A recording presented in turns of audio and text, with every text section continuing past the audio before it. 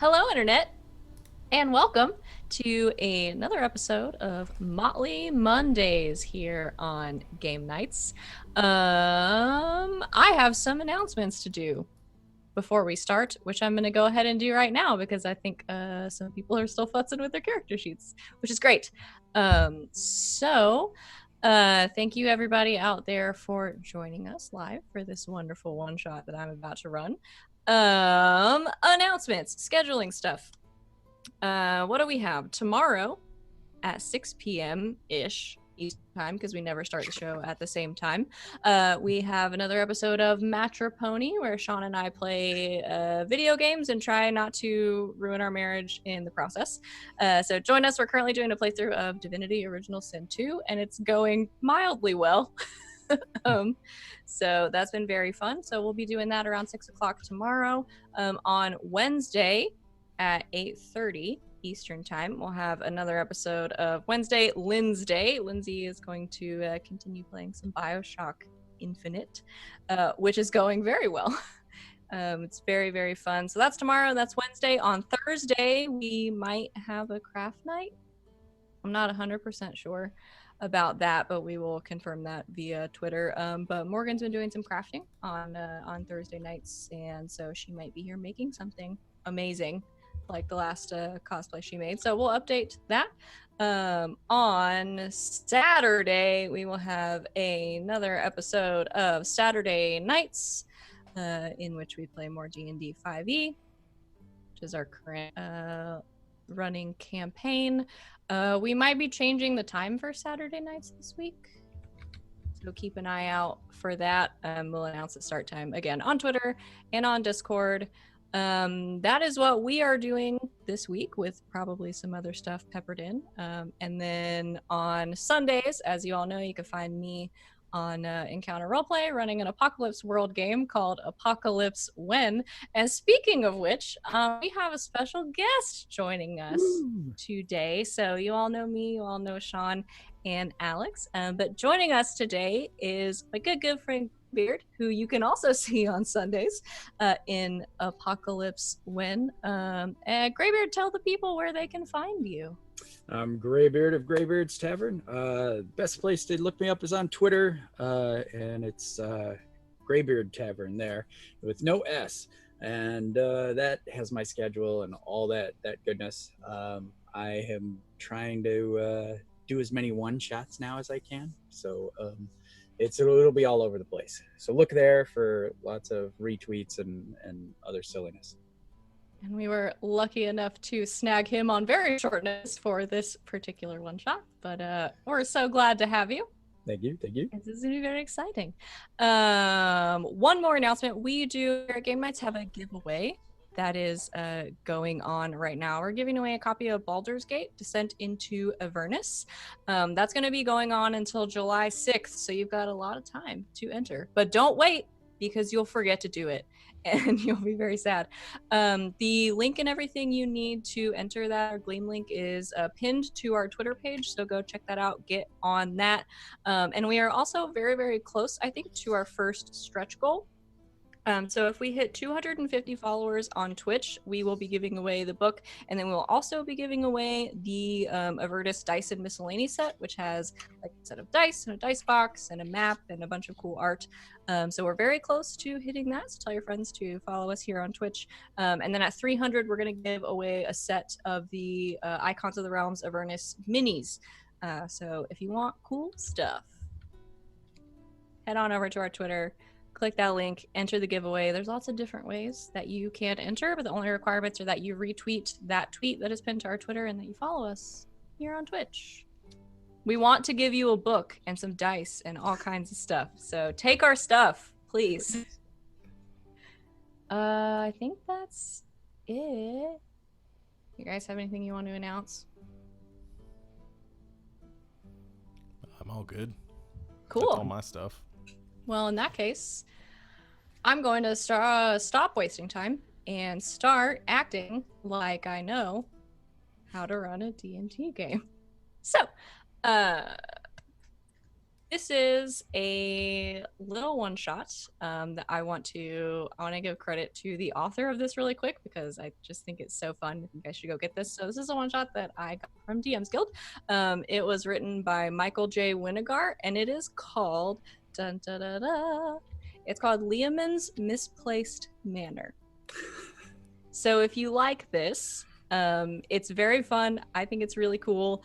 I have done a little bit of adding to it and stuff like that. So a couple of things that I have added in, but just for flavor. But it's really cool. Get it on DM's Guild. Michael J. Winnegar, if this is a cool thing that you wrote, thanks for writing it.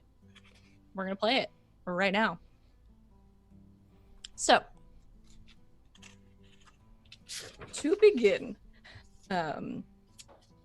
Atherby and Pod, the two of you, best buds at this point, in the aftermath of Thunderlock, the dungeon that you two just came from, you were approached by many people after this who had watched your victory from the stands, and they wanted to come up and shake your hand and congratulate you and all this great stuff. But there was one person who approached you that was a little bit different from the rest of them. After waiting for most of the crowds to clear out, a halfling man approaches you, who you will come to know as Flynn, and told you he had a proposition for you as the day's winners. He has told you he has the deed to a magical manor of some sort, but he is concerned about what he might find inside. And wonders if the two of you would accompany him for treasure and glory, of course. So I would love, especially for Flynn, but everyone to do a little kind of rundown character description, just so we all know who we're dealing with. Flynn, why don't you start? All right. So his actual name is Flinfango Bangletoes, and he is a halfling Lightfoot entertainer with a loud phone. And he's very gaudily dressed. He's got a big plumage hat with lots of, feathery goodness and whatnot. And they don't fit on over my headphones. And his clothes are like, orange, green. There could be purple in there. Depends on the day. And he's got a rapier and a dagger. And he's a very attractive halfling. Like, if he was just stretched out, he would look like an attractive human, but he's just small. And he walks and talks like he's got money. We'll see.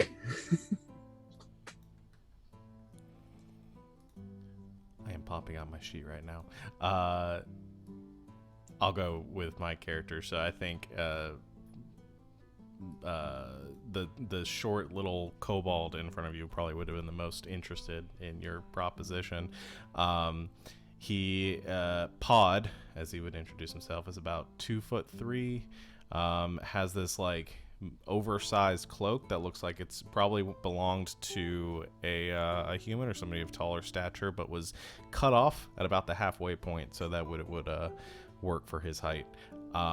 Gray skin, kind of pushed in, kind of pug-like face, with these very crisp, kind of crimson red eyes, and he would have been, I think, greedily looking over the kind of sizing you up as you're giving this rundown of this job. Sweet. All right, and Atherby is, teal skin. I don't think he has actual kelp for hair, but green hair. Wearing chainmail. He also has a symbol that looks a bit like the god Sylvanus's leaf, but it's reshaped to be more like kelp. Has his morning star and shield currently sheathed in, well, not as immediately like, ooh, what treasure? It's like, well, honor and glory certainly sounds like a worthy cause. Then you shall have it. A song will be sung of our travels. As long as there's gold, then I'm in. Okay. All right. So, the three of you, accepting your mission, I guess, leave town, following Flynn to a kind of secluded clearing nearby, a little bit outside the city. All right. So the three of you have sort of made your way out of town into a secluded clearing nearby. Once the three of you are alone and out of sight, Flynn presents the rest of you with this rolled up piece of parchment, which the three of you can look over, which I'm about to put in your journals in Roll20. At the top, in a large sort of scrawling hand, it reads, "Property deed and details of the extra-dimensional manor of Leomund the Red," which I'm going to share with all of you. Boop. Calls himself a color, does he? No way, that's not a dragon. I mean, what?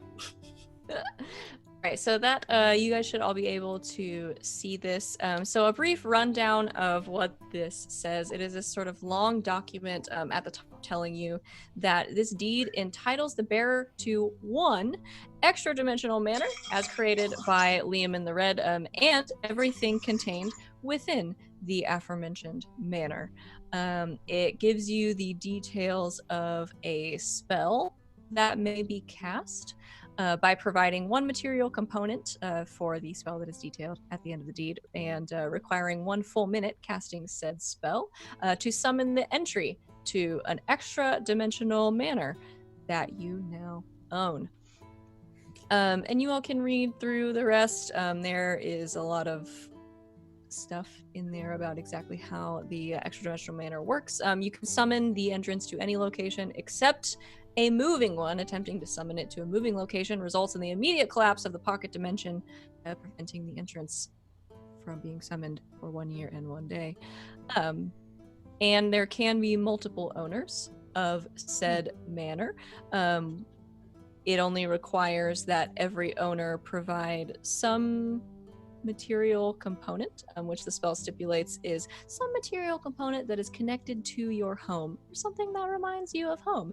And then you all must spend 1 minute chanting the incantation at the bottom of the deed, and Leomund outlines a lot of other stuff in this as well, reminding you that the creator of the manor, Leomund the Red, cannot be held responsible for anything the new owner finds upon entering a summoned manor. Any responsibility for that falls fully on the previous owner, not the creator.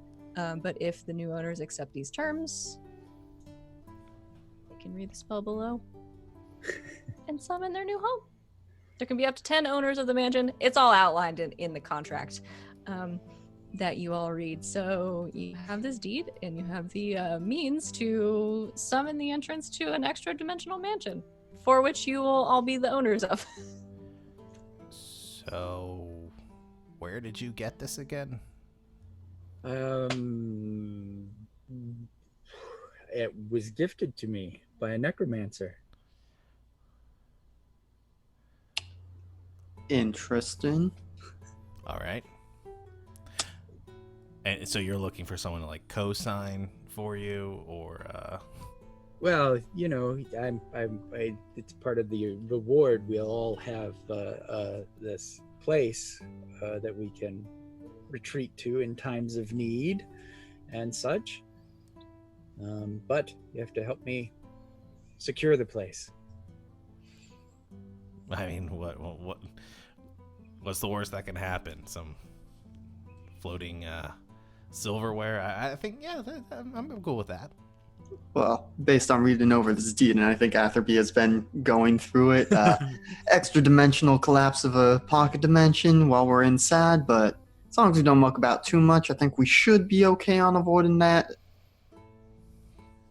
The extra dimensional, some extra McFlensional, yeah, it'll be fine. Yeah, I I don't know. like your attitude, Pod. I like yours too. It's a shame Harmony couldn't come along. I'm sure she'd have a better handle on all this magical stuff. She'd probably know exactly what was going on, huh? Yeah, she'd tell us, no, we don't need to. This is dangerous. No, I think we should just jump in and see what happens. She sounds like a keeper. Okay, so power of Our the Thursday game. Power of the Archmage rise, course unseen across the skies. Come to we who wend and roam. Come to we who need a home. All right, so you all sort of present your material components, whatever they are. It doesn't have to be anything valuable or anything like that. There's just a one shot, but just something that reminds you of home. Mine is a small like fleck of like this like reddish, almost looks like stone, but it has like a sheen to it. It's like a little piece of a red dragon scale that I just like put into the pile. I think Atherby has a little bit of broken timber, which comes from a shipwreck that he survived. And Flynn has a brass key, but he doesn't explain anything about it. He just Okay. Fair. I didn't expect anyone to just have something, but you all just had something. That's wonderful. So you all kind of put these components in the center of the three of you, and you spend a moment chanting the spell. As you finish the chant, beneath these offerings that you have given, the dust starts to swirl between all of you and around your feet, and blows up onto the trunk of a very large nearby tree, kind of settling. And as it settles, it starts to settle into the shape of a door, and slowly kind of in front of you a door appears on the trunk of this tree. It seems weathered but solidly constructed. It has a burnished handle, but instead of a keyhole, there is a small, about this big, maybe the size of a hand, magic circle inscribed on the door. Hey, plop. Flaps his hand on it. Flynn does. Okay, so Flynn sort of lays his hand quickly down on the circle, and you hear a clicking sound as the door unlocks. Well, that was rather easy. He opens the door. Okay, so you open the door. Hold on. I'm trying to do the fog of war so you guys can see this room. No, not hide areas. That won't work. All right. So that should give you the front door and that first room. I think you can all move your tokens. Yes. You guys can just move yourselves into that first room. Also, I don't know if we can see Flynn's health bar, which means stream won't be seeing it. I don't know how to do that. Oh yeah. Yeah, it's fine. I don't know how to do that. As long as he can control his token, then that's all that matters. Yeah. Where about? Oh, okay. I see green. I got my. We're way at the bottom. Got it. Okay. Yeah. And grab my token. Nope, can't grab them. I do not have permission. Sven, want me to walk you through it? Here you go. Well, I have it on the character sheet. Neo, you have to go to you have to click on the token. Yeah. It should be like double click on it. I did this already. There's a section that says, yeah. Aha! Yay! All right. We're all learning how to use Roll20. Yeah. All right. So you all enter through the door into this room that is packed with stuff. And as you do this, the three of you, you enter this room, and this feeling, almost seemingly out of nowhere, it's like this little sense of pride that kind of sweeps over you. You're not entirely sure where it came from, but I don't know, maybe you'll take to home ownership quicker than you thought. But you all look down at any weapons that you are carrying, and with this sense of pride, there is this this sort of light glow just for a moment that causes this sheen over any weapons that you are carrying, and then quick as it all came, it disappears, and you're in this dark room full of furniture. As the owners of this manor, while inside it, your weapons count as +1 magical weapons. Nice. Okay. But only while inside. Okay. Perfect. But so you enter into this large hall. To your left, there is a small, glum-looking gargoyle shaped like a horned cat with wings, sitting next to the fireplace over there. Its skin is kind of cracked and flaking. It looks very old. There is a door on the opposite wall from where you came in that has been barricaded with a bookshelf, an overturned table, and several broken wooden chairs. There's another closed door to your right. This room is dusty, but comfortably furnished with chairs, bookshelves, tables, and unremarkable paintings. And set into the center of every wall, about 5 feet off the ground, there is a dark orb about the size of a melon. To your immediate left, when you come in the door, there's a lever set into the wall surrounded by magic runes. And as you look up, the ceiling is a concave glass dome that is sort of magically reflecting the weather outside. Nice. Lots of stuff in this room. But it's pretty dark in here. I pull the lever. Okay. You pull the lever.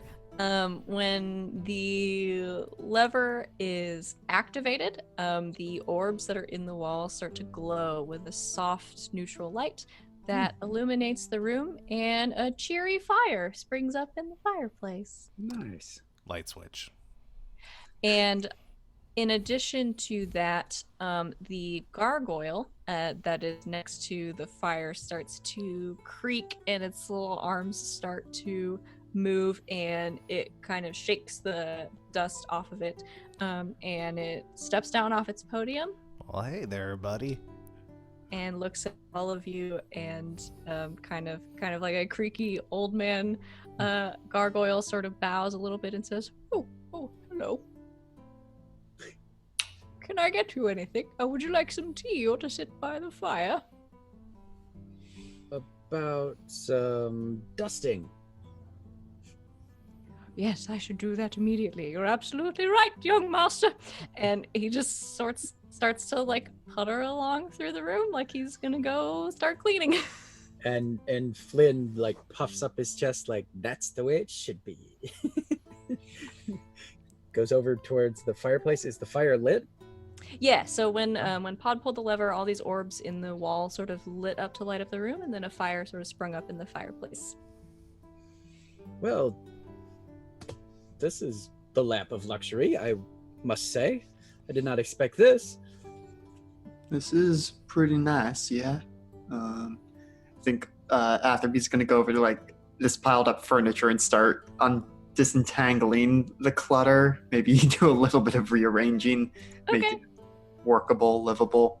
Sure, yeah. So the table can be flipped over and sort of reset. Most of the chairs are broken or missing legs and that kind of thing, and there is this sort of large, heavy bookcase that has been pressed against this door. Interesting. There's a door on the other side of this bookcase. So from the other side of the room, you hear the little gargoyle sort of say, "Oh yes, well we put that up there. The rest of the banner is much too dangerous to use now, young masters." And he's like picked up a feather duster and is just like very slowly like dusting a table. Then Dangerous, you say? Oh yes. what is your name again? Oh, well, I guess I don't know. The old master never gave me one.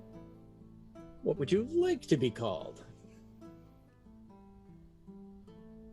I don't think I know. Hmm. What's a good name for a sort of me?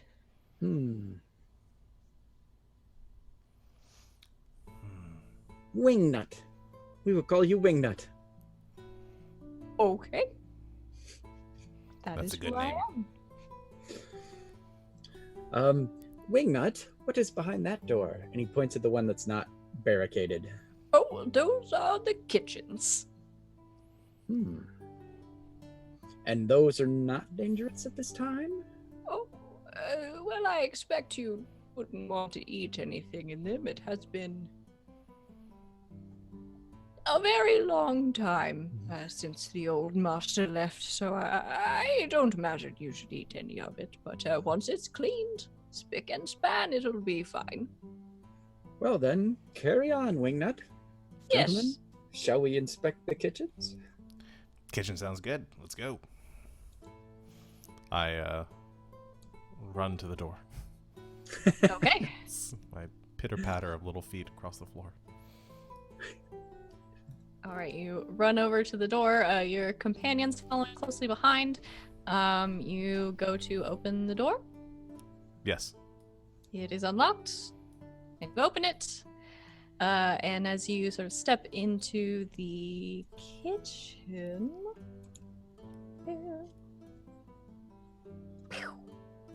which you should now be able to see. Yes. Yep. This is a thing I did figure out how to use on Roll20. The fog of war. As you enter the kitchen, the smell of dust and mold assaults your nose. There are rusty utensils and dirty pans scattered all across the countertops. But as you take a closer look,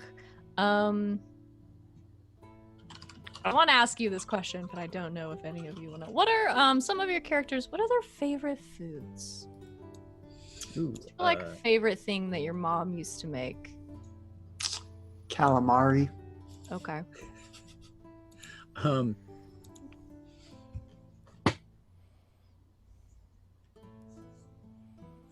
Poached quail eggs. Okay. I never knew my mom. Okay. Squirrel jerky. Squirrel jerky. Well, that doesn't work. I don't think that ever goes bad. But so I think you enter this kitchen, and in this center table that is sitting you, I think the three of you kind of see this large meal that was once probably very delicious because it is made up of all of these things that you love so much. Three things that are very strange to see together on a table. But it is gross. It's moldy. It sort of turns your stomach a little bit, the smell of it all. But all of these things that sort of remind you of your home or your favorite things to eat, the comfort that you would normally find in a kitchen, have turned. I'd still pick up the squirrel jerky and eat it. Okay, you do this. Probably make a Constitution saving throw. Sure. I've eaten worse. This part's not in the book. Natural 2023. Yeah, you're fine. I mean, it tastes. It's like a little bit spicier than I think you're normally used to, but yeah, it's Pretty good jerky. I hold it out to the others. That's all yours. All right. Is it physically molded, like the jerky, or is it? I mean, does it just look like jerky? I think the ends of it have gone a little white. Looks like jerky. Yeah, we'll let that go for now. All you, my good man. More for me. And I just I stuff as much as I can in my pockets, and I keep munching on. The Right, rest. you have a bunch of molding jerky. So is it pretty much just lots of moldy food in here? Yeah, there's not a whole lot else. No other doors or anything? Mm-mm. Okay, I think Atherby is going to gather up a couple plates and just try and scoop the gross food together and, like, holding it out at arm's length, trundle back through to the front door and try and toss it out. Okay. So you open the door and go to toss this moldy food out, and you toss it out, and as it hits the fresh evening air outside, it dissolves into nothingness. Poofs Well, away. that's handy to know for cleaning. So, bit odd that it thought of those things for our food. One of my old favorites. Does this place magically conjure up food for us? I believe it does. We are fortunate. Just keeps getting better. I want to see what else is in this place. And there's no exits from here, right? No. Though I think back in the kitchen, Atherby is going to try to will bacon into existence. Okay. You. Boy, do I want to make you roll for this. Make a wisdom check. Okay. This is how you play D&D, right? Yep. 18. Okay. So I think you sort of standing in between one of the counters and the table in the center. You just think really hard, and you can almost smell the bacon. I think there's a little bit of a rattling on the table beside you, and there's a new plate there now, and it's bacon, but boy, does it look like it's been sitting there for 3 weeks. Oh, well, definitely going to want to figure out what's up with the kitchen in a bit, but fortunately, had lots of food at the tavern after we completed that crawl, so I'm actually okay on this, and we'll proceed to take the bacon and toss it out the front again. Right, you throw it out, and the bacon just disappears in a little puff of glitter. All right, well, and remind me, did you say what, like, these things are?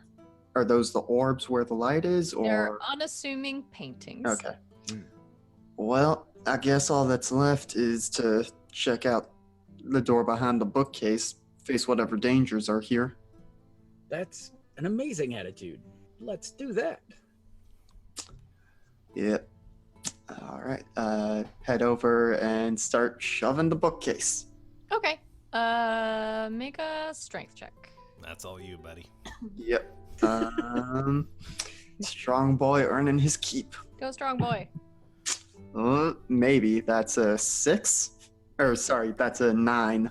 Well, I did move the rest of the furniture before. yeah, it's all moved out of the. I think it takes you a couple of shoves, but it's a lot of the books have been like dumped out on the floor, and there's kind of stuff everywhere that I think Wingnut.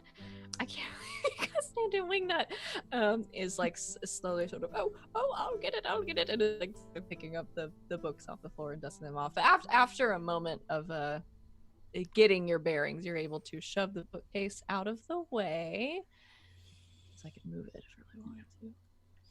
All right. Now, if there is danger, I should probably go first, and we'll go ahead and draw my Morningstar and shield. Okay. You have metal skin. That's the best thing for danger. Unless it's lightning, wearing metal in a storm at sea, not a good thing. But otherwise, yes, armor is very handy. All right. Well then, open the door and Except push it you open. don't, because it's locked. Well, darn. We'll move aside so Pod can give it a crack. I was gonna say, is it a lock or another pad where we put our paws? It's a regular sort of key lock. Yeah. Fascinating. Unless you have a key or something for this one, I'll. Hey, Wingnut, you got a key for this door? Let me check. And he sort of goes into his gargoyle pockets, and he's looking around. Gargoyle pockets. It's like looking. It takes him a second. Oh, yes, you know what I do? Here you are, young masters. And he just sort of hands over a key. I'm sure there'll be locks for you to pick later on. Fine. Thanks. Just think of this as an automatic lockpick. I know what a key is. Very good, young masters. And he goes back to dusting, I guess, which is what you told him to do. Yeah. All right. And if you finish the dusting, Wingnut, straighten up a bit if you could. Absolutely. Gonna come back to find him standing at a 180-degree angle. Okay. So you I'm gonna change the music. About to get different here. It's loud though. Creepy music. All right. So you unlock the door, and you find yourself in a hallway.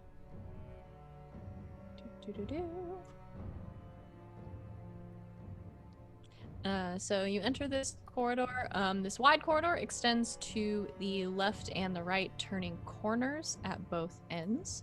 To the right, there is a heavy wooden door set in the wall, and another door sort of across from where you just came in the corridor. There are these 3 sort of decorative suits of plate armor that stand at intervals along the hallway. Because I'm a Lightfoot halfling, I just sort of move through Atherby. And, oh, you stepped out of the way? All right. Yeah. Okay. Quickly sizing up the suit of armor first. Does it look like it's in good condition, or is it rusty? It's in pretty good condition. There's a little bit of rust around the joints of the thing. But as the 2 of you stand there and sort of size it up, you hear this creaking sound as all 3 of the suits of armor's heads start to turn. Oh, we should have removed those. Well, hey And there, there- buddies.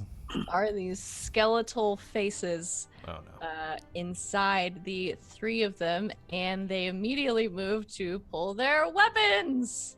We own the house? Everybody roll initiative. They don't care. They don't care. All right. Okay. Oh, So wait, I have music for this too. Graybeard, you're going to want to click on your token before you roll initiative on the Thank sheet. you. That's a good reminder. I narrowly forgot. God, it's also loud. And then There we go.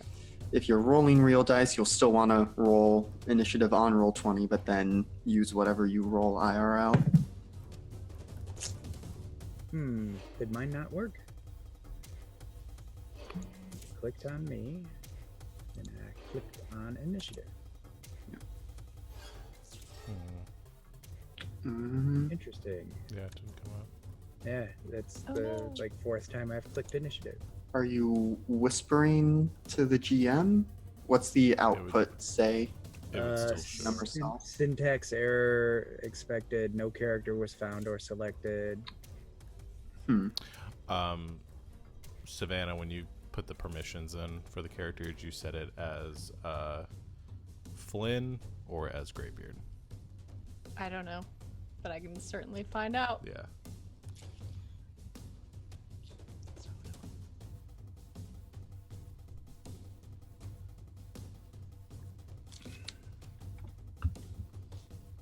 Said it was Graybeard. Okay, you should set it to Flynn or whatever his character's Wait, full name is. controlled by? Yeah, controlled by. It's not letting me do. Oh, because that'll link it to the sheet or Yeah. whatever. Mm-hmm. Well, I have the token linked to the sheet already. It's not letting me do that. Oh. Okay, well, yeah, not maybe that's what I'm coming thinking of. Maybe it has to be, you already linked it to Flynn's sheet. Yeah. Okay. Weird. So should I just roll? I'm just gonna Yeah. write Oh, there's down only 3 of us, so. an old-fashioned kiddo. Yeah, I'll grab out some dice.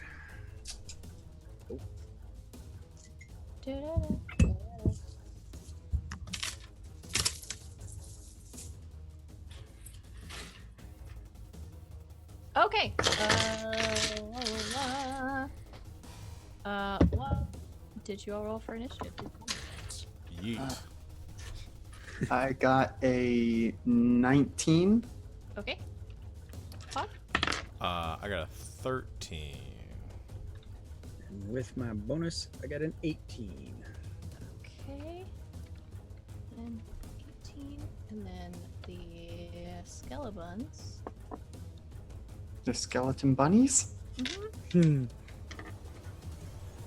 Got a.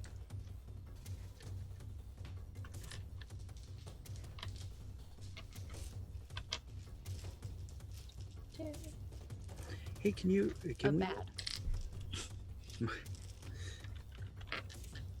In the compendium, is the bard's chart in there, so I can look up what die my inspiration are? Are they still 6s or are they 8s? I actually think you might be up. Yeah, you should be able to look it up if you type bard into the compendium. Yeah, like it'll pull up the whole thing. But okay, so they did a bad job. So Atherby, you're first. All right. Well, let's see. I don't know that I want to expend any of my spells just yet, so I will just go ahead and start smacking the one right in front of us with my Morning Star. Yeah, do it. No, that's probably not gonna hit with a 9. Nope. I rolled a 2. Oh. But since we leveled up to 5 after the last adventure, I get extra attack. Yay! So I'll try and hit him again. That's much better. That's a 21. That does hit. All right, where is a D8? Here it is. And that is 10 piercing damage. Okay, so you smack him good with that. What do you have? With my Morning Star. Morning Star. That's right. All right. So the first attack sort of bouncing off his plate armor that he is wearing, but the second one connecting as the skeleton in the armor lets out this sound. And for my bonus action, using the Shieldmaster feat, I'm going to attempt to shove it prone. Okay. So rolling athletics, 19. And he rolls to contest. Yep. Right. Yep. Cool. He rolled a 7. So nope. Get down. All right. So you knock this one on his skeleton, but I'm gonna just put a red mark on him. That means he's prone. Okay. Anything else? Nope. That is my turn. I will just move to the side here so that there is a little more room in the hallway. Okay. Assuming Pod wants to come in here. Yeah. That will bring us to Flynn. So he's knocked prone, but he can still get a opportunity attack if I leave his threatening zone. Correct? He could. It'll be a disadvantage. Okay. Then I will. I guess I will viciously mock him, Okay. and I will say something along the lines of, "Oh, poor man fell down," and try to. I believe it's just a save on his part. Yep, wisdom save. Okay. Let's see. He rolls a 7 again. They have bad wisdom, so that's a fail, I'm assuming. Okay, and I believe that gives him disadvantage. I'm gonna look it up real quick just to make sure. Okay. Yep. Oh, I can click it and it'll show up in chat, right? Wonderful. Disadvantage on his next attack roll. Wonderful. So he takes 1d4 psychic damage. One. Okay, so he takes 1 psychic damage as his head kind of rattles around in his helmet a little bit, but he has disadvantage on his next attack roll. I am 5th level, so I get another Oh. D4.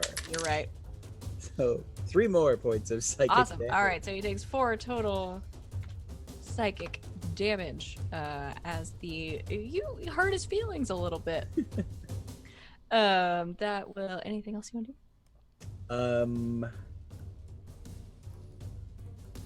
I do. I attacked him, hence I can move away without incurring the wrath of his. Can. So I move to here so I can still see this skeleton. Okay. So after letting off this vicious mockery, Flynn making his way back around the corner through the open door, just kind of pressing up against the wall. Pod. The magical tingles we got on our weapons, that also count for all the arrows in my quiver? Yeah, sure. Okay. I'm gonna just stick where I'm at for right now then, and I'm gonna loose an arrow at the one sitting next to Atherby. The one that's prone? Yeah. Oh, shoot. No. Never mind. He's prone. He's prone. Darn it. Okay, I'm just going to run up and stab him. Okay. Darn you. All right, so you run in, pulling out your bow, almost Sorry and then for going, giving you no, no, no. advantage. Well, I already get advantage because of pack tactics unless it's... Is it sunny in here? Savannah. It's not I- sunny. I assume No. there's not sunny in here. Okay, then I No, get there's some light from the orbs on the wall, but it's not sunny. double advantage, which does nothing. Okay. Well, okay. One of those is good. 16 plus 8, 24. Yeah, that'll do it. So that'll be 1d6, or no, 1d4. That's a 1 plus, is 4 points for that, and plus, oh, that was terrible. 5, 6, 9 points of damage total. 10, because of a magical dagger. Okay. Yeah, that was bad. That was very bad. I rolled rolled a 1 on the d4 and 2 1s on the d6s. All right, so Pod sort of rushing into the room and stabbing down with the now temporarily magical daggers that you have. Anything else you want to do? I have uncanny action. I forgot how to rogue in 2 weeks. Yeah, I'm gonna use my bonus act. Or no, I don't need to. I'm mobile. I'm just gonna move back. I forgot about that. Yeah, I'm just gonna move back out of there and let Atherby take all the hits. Okay. Someone take an opportunity attack, please.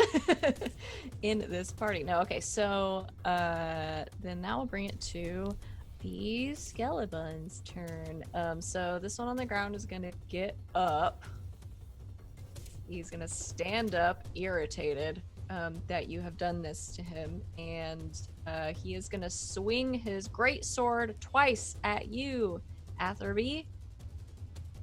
That is gonna be a 24 to hit. Yeah. Okay. And a 21 to hit. Yep. All right, that is that's not very good. It's only 12 damage total.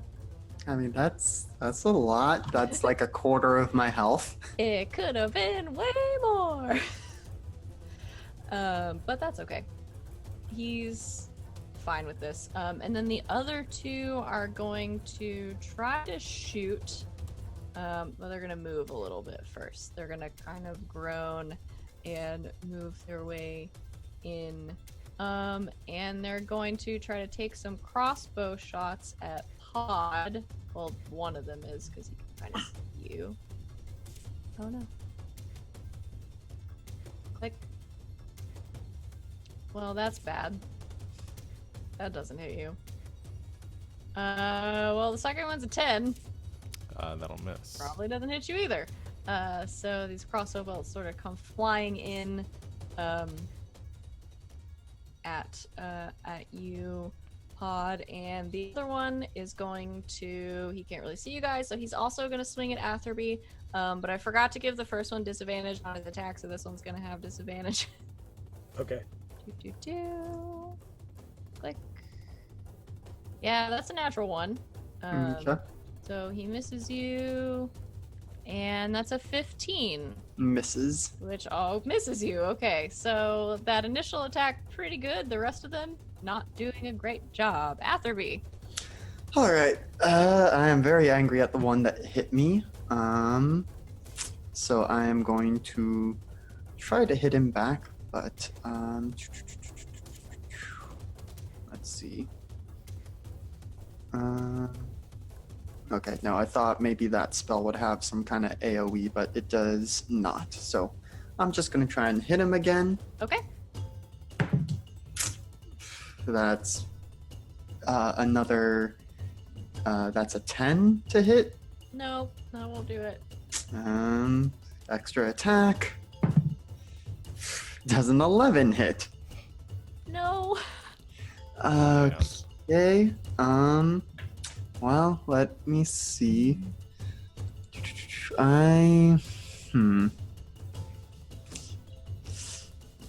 I'll wait another turn before maybe doing that. So I will just bonus action try and shove him back down. Okay. That's like a 22. He rolled a 21.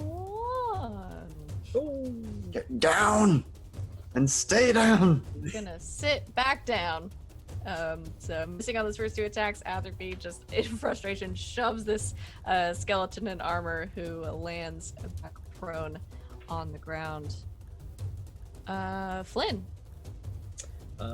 So this guy here, because this one already has disadvantage in melee attacks because he's Yes. up prone. So Flynn will call out to this one, and he will say, oil can, and viciously mock him. Okay. Makes a saving throw. That's a 12. Does not make it. All right, so he fails.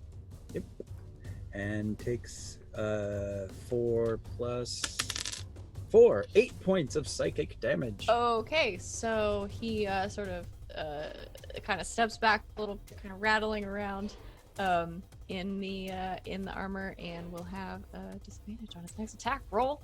Woo. Next time. Anything else, Flynn? I guess as a reaction or interaction, he'll draw his rapier just in case. Sure. So he Pod, you notice that he looks like here he has his halfling rapier standing outside the door, just shaking like he's probably never used it before. All right. Looking Hot. good. Yeah, give Flynn the thumbs up, and then I just go charging back in with my daggers to Okay. repeat. Remembering that I have 2 of them. 15. I'm gonna run up here. The same guy? Yeah, same guy. Yeah, you have advantage. You have a lot of advantage right now. Yeah. Oh, it's a 19 plus stuff that hits. Yeah, that does it. So it'll be. Oh God. That's 6 plus. Ooh, much better. 16, 17, 18 points of damage. Yeah, that's gonna do it for that boy. As Pod, you run in and sort of bury your daggers with the help of your pal Atherby close by into the skeleton. He kind of lets out one final rattle, like, and falls to pieces a little Okay. bit on the ground. I want to use my bonus action then with my offhand to make a. Oh shoot! Yeah. I'll make an attack against the other one in melee with me to my left. Okay. Not with advantage because nobody is within 5 feet of him, but that is an 18 to hit.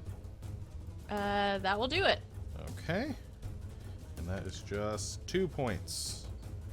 2 points. Piercing All right. damage.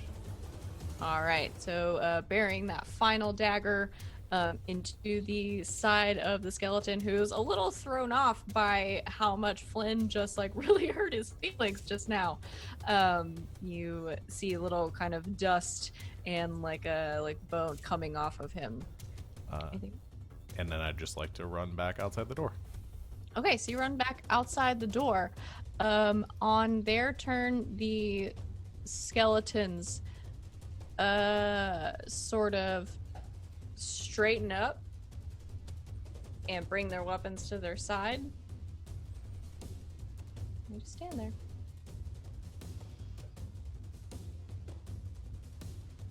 Well, that's interesting. Is it a trick? It's Atherby's turn. All right, I will kind of nudge the one next to me with my shield, not trying to shove it, but just nudge it and see if it does anything. It doesn't do anything. All right, I'm going to hold my action to attack it if it tries to attack me, but otherwise I am going to step back away towards the doorway, Okay. see if they react. It doesn't move. Well, maybe they're done because we killed their buddy. We killed their leader. Now they're finished. Well, let's hope they don't come back. Just bravely step in, putting his halfling rapier away. Okay. So this door or this door. Right. And then the hallways do kind of also continue around the corner. You all just haven't gone that far yet.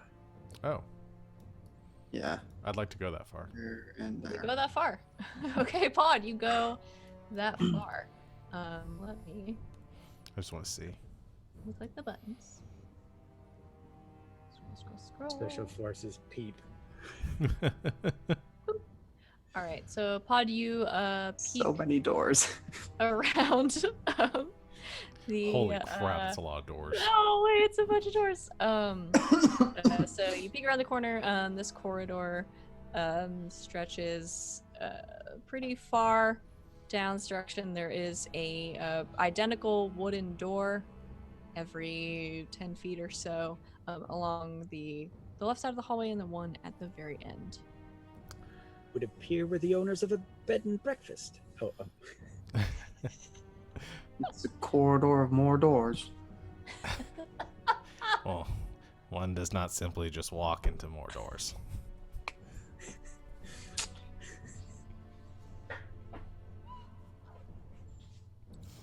I think I broke our dungeon master. Nope. Still here. All right, so got a lot of doors, yo. What's down the other hallway? Down the other hallway is another corridor that stretches out like the one before you. There is the one door you saw when you came in. At the far end of the hall, there is another door, and then the corridor seems to continue around another corner to the left. The hallway that I'm looking down, does it also look like it banks off, or does it just go straight? It does not, so it goes straight down to the end of the hall and stops at that far door. Okay. Well, gentlemen, how about this one right here? That sounds good. If you would be so kind, good sir, Atherby. Are you wounded, good man? A bit, yeah. That skeleton statue thing hit pretty dang hard. Not enough that we have to sit around for a while, but Well, let me do what I can for you. And we'll hit you with the healing word. If it would work. Go. And go. Okay, it did not work. It's a D4 plus my spellcasting ability modifier. So, D4 plus 3. 4 plus 3, 7. hey, whoops, I changed my health to 7, not added 7. It was a bad healing word. Yes, Yeah. sorry about that. Okay, and that I click the little circle. Oh, nice. Okay, woo! I have expended a spell slot. All right, I will try the door. All right, this door you can open. Oh, there goes healing word. Yeah, I didn't see that there was a modifier sheet waiting for me. Asking you what spell to cast today, or what level. What level? That gets me every time. All right, so you open this door in front of you. As you walk into this room, the orbs of light that you saw kind of in the first room and in the hallway are also pressed into the walls of this. They shed light on what looks to be an old armory and storage room of some kind. The room was divided into aisles by 6 long, tall shelves full of equipment, though 2 of the shelves have collapsed, creating mounds of junk. The wall nearest the door, which is right over here for you all to your left, is fit with weapon racks and armor stands. There are 3 more of these armored skeletons in the room, engaged in various tasks. One of them, this one in the back, is sort of sweeping the floor with a broom that it's found, which is really no longer a broom anymore. It's kind of worn down most of the bristles and is almost like to a nub. One of the ones on the other side is sharpening a sword, but looks like it's been sharpening it for so long that most of the metal is gone at this point. And you walk into the room, and they just kind of continue doing their chores.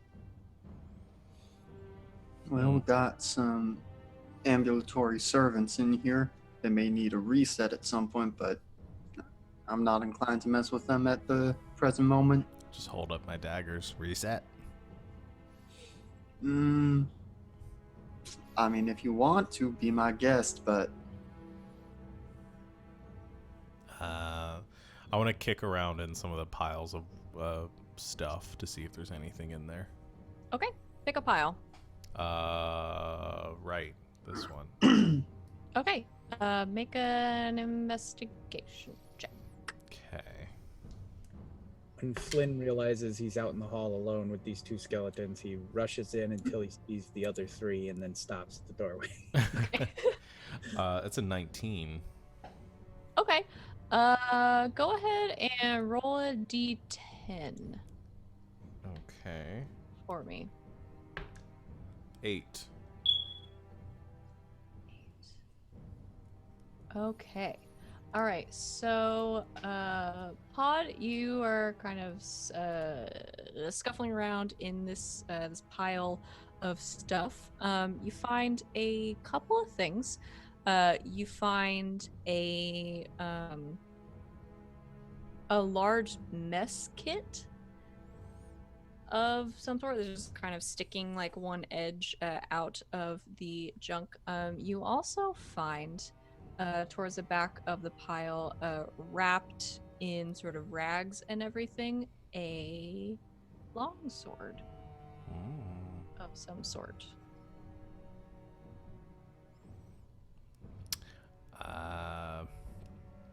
I guess I carry the mess kit and the longsword and hand the longsword to, I guess, Atherby. I mean, I'm not going to use it. I imagine Flynn's not going to know. No, I'd just say sword. All right. Okay, so you hand Atherby the sword. What do you do with the mess kit? Is there anything interesting like in it other than just like what would standard be in a mess kit? Oh, so you pick it up. Yeah. Great. So as you pick it up, Oh, God. you hear this sound sort of coming from it, and it starts to kind of grumble at you, and then it grows these long teeth and starts to sort of chomp at your hand. God damn it, as Savannah. This happens, it sort of grows. I didn't write it. It sort Yes, of you grows, did. Out of it's in the book. I will prove it to you. Into this large form with these tendrils coming off of it. It was definitely not a mess kit. Does this long... It bites you. Hold on. To roll for biting. It bites at you, I will say. I don't know how good it is at Probably biting. successful if my arm's not that great. Munch, munch, munch. Nom, nom, nom. That's a 19. Yep. So you take 10 piercing damage I'm and gonna. 2 acid damage. Sorry, can I, Shield Master, impose disadvantage on it? Were you still standing over by the door? Yeah. I don't think yeah. Oh, well, no, if he handed me the longsword, I would have come over. What I was gonna say is I would have picked up both at the same time, so I don't think I actually got to with the longsword. Okay. But I will use my reaction to uncanny dodge and have the damage. Okay, sure. So you'll take 5 piercing damage and 1 acid damage as this mesket sort of chomps down on you, but then it kind of lets go, and it's growing little kind of like pseudopods out of the side of it, and it kind of scampers back. And it's kind of like...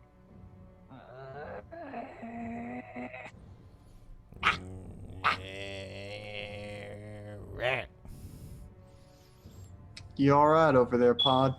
Oh, I'm having a conversation.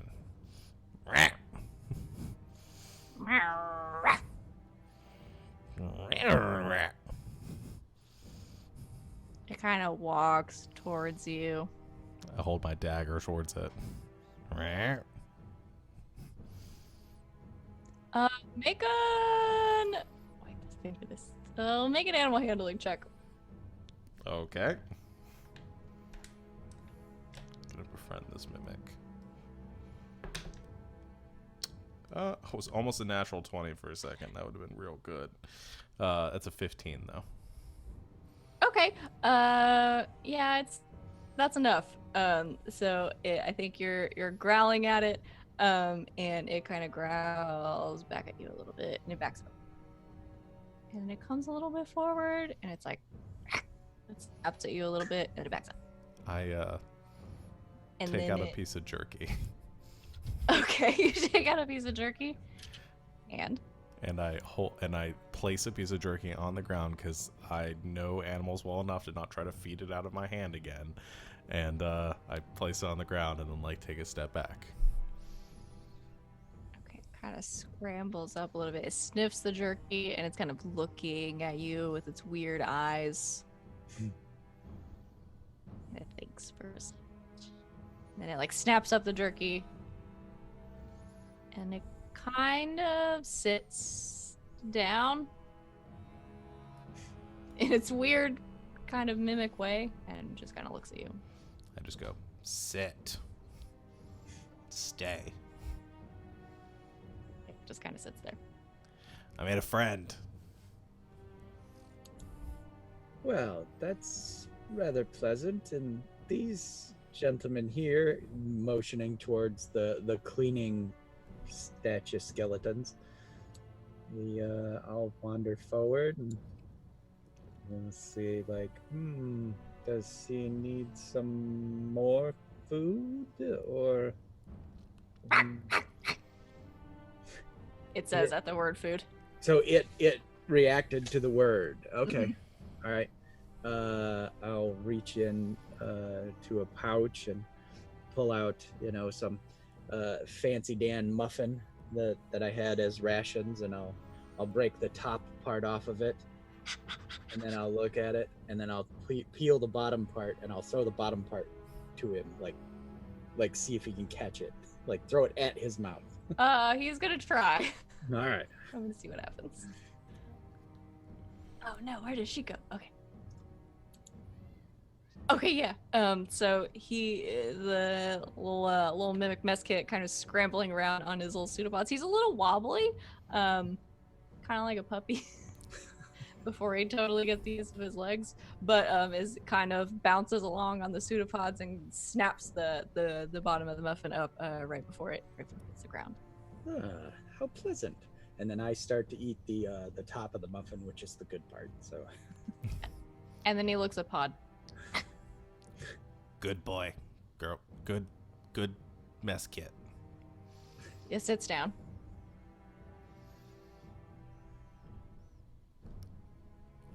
Well, Heal.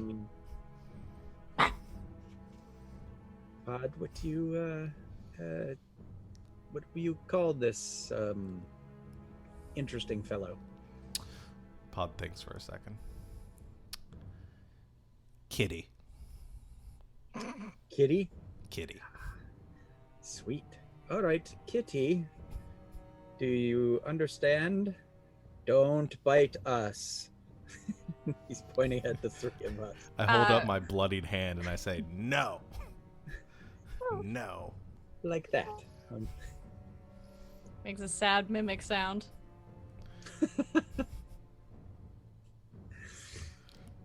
So, is this now the mimic? Did someone call it a mimic? I did out of character. I don't know if I actually would know what this was. Right. Can I do a history or arcana? And Yeah, see sure. if I know what it is? All right. I only know what it is because of Savannah's obsession with them. It's in the book. Now I know why you picked this adventure. It's all for the mimic. +8. Woo! That's good because Nice. I rolled a 4. So I only got a 12. Okay. I think Yeah, I mean, I think that's enough to have a general idea of what this is. They're generally called mimics. They can take on a lot of different forms, usually that of furniture or generally unassuming objects, but they can be very mean. So it seems like you got a little guy here. So, shall we take your newfound friend with us, or is this the new mimic pen? No, it's coming with us. We found the best thing in this room. I think we can leave now. I agree. Oh, that sword. Atherby? Yeah, I I just like also have a toss the sword. sword at Atherby like it means nothing to me. Okay. I will try and catch it, and for purposes of adding it to my sheet, is it also a +1? It's a few things. It's definitely It's a mimic sword. It's definitely a magical sword. Anybody can make a history or a religion check about this particular sword. Oh my god. I'm good at neither of those. Said the paladin. Natural 20 for a 19. Yay! We'll go with that then. Oh, all right, that's good. Okay, so I think you, Atherby, you recognize embossed on the hilt of this sword is what you know to be the heart and star of the Order of the Radiant Heart. So it is embossed with this sort of heart with a star around it. You know this to have been a paladin order at one time that has since fallen apart and been disbanded due to problems with some of the higher ups. This is for your purposes, yeah, you rolled natural 20, I'll just tell you. This sword is called Vigilance. It is a +1 longsword, and it deals an extra bit of radiant damage, 1d8 to be exact, against fiends. Nice. And then you would also know, I think maybe Atherby's heard stories about this very important sword. You also know that if it comes within a certain range of a fiendish creature, the blade starts to glow and becomes warm to the touch. And if it's glowing, you get advantage on initiative checks. Oh, nice.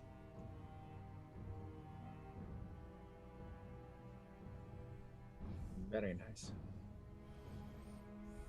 Do you relay that information to us? Yes, I would. That is Probably amazing. gonna wait until we take a break to enter in that stuff about it glowing and the advantage and stuff. I'll send you the whole Cool. the block so you can have it. Well, then let's be on with our new friend. Does it require attunement? Yes. Okay, so I guess I will still have it, and it will do the +1 stuff, but not the extra Yeah, but not the radiant other stuff. Okay. Well, Pod, my good man, you and your kitty, let us go. All right. And he starts to like, he kind of ducks past through the Triton, and then as he gets to the door, he realizes those skeletons are out there, and he steps aside. I look at Kitty and I say, "Scarf." Scarf. I'd like hold out the scarf that I'm like wearing, and I like hold it in front of him and say, "Scarf." I don't think it knows what you're doing. Damn. I don't think it understands scarves quite yet. I just wanted to see if it would transform into something I hold in front of. I don't know if this does prey rules. I'm just gonna put it around my Not quite. put it around my neck and say, "Come on." It just barks now. It's just a dog. Okay. It's a dog shaped like a mess kit. with Named legs. Kitty. Yeah. What have you done to my dungeon? All right. So Flynn, waiting very carefully for your companions to go out past the skeletons before you do. The three of you and Kitty make your way out back into this hallway. I think this is a good time for us to take a quick break. So good job, everybody, so far. Once again, this is not at all how I imagined this going, and I had a map and a module and everything, so here we are. But thanks, everybody, for watching so far. We'll be back in just a couple of minutes to continue Motley Mondays. Hello again, Internet, and welcome back to Motley Mondays here on GGK. Thanks everybody for hanging out with us so far. This has been really fun, and we're just gonna jump right back into the stuff. So, Atherby, you got a cool sword. Pod, you got a cool pet. Yeah. Flynn, you still have your life. Right. And an awesome house. So And a house, yeah. Bonus. Yeah, I may want to advocate for a short rest so I can attune to this cool new sword and also recover those last few hit points. We could take a quick short rest in the sitting room and have Wingnut serve us drinks. Yep. Fabulous idea. Well, Wingnut, as I won't stride into the sitting room. Oh, and he sort of puts down a big stack of books that he just cleaned up. He's dusted this entire room in the time that you guys were gone. Nice. So it looks much better than it did before. But he's got this like big pile of books that he was carrying. He's sort of like, it kind of sets them on the table very quickly before they all fall over. So yes, young masters. It would be utterly fantastic if you'd bring us our best vintage. Vintage what, young master? We have several. Wine?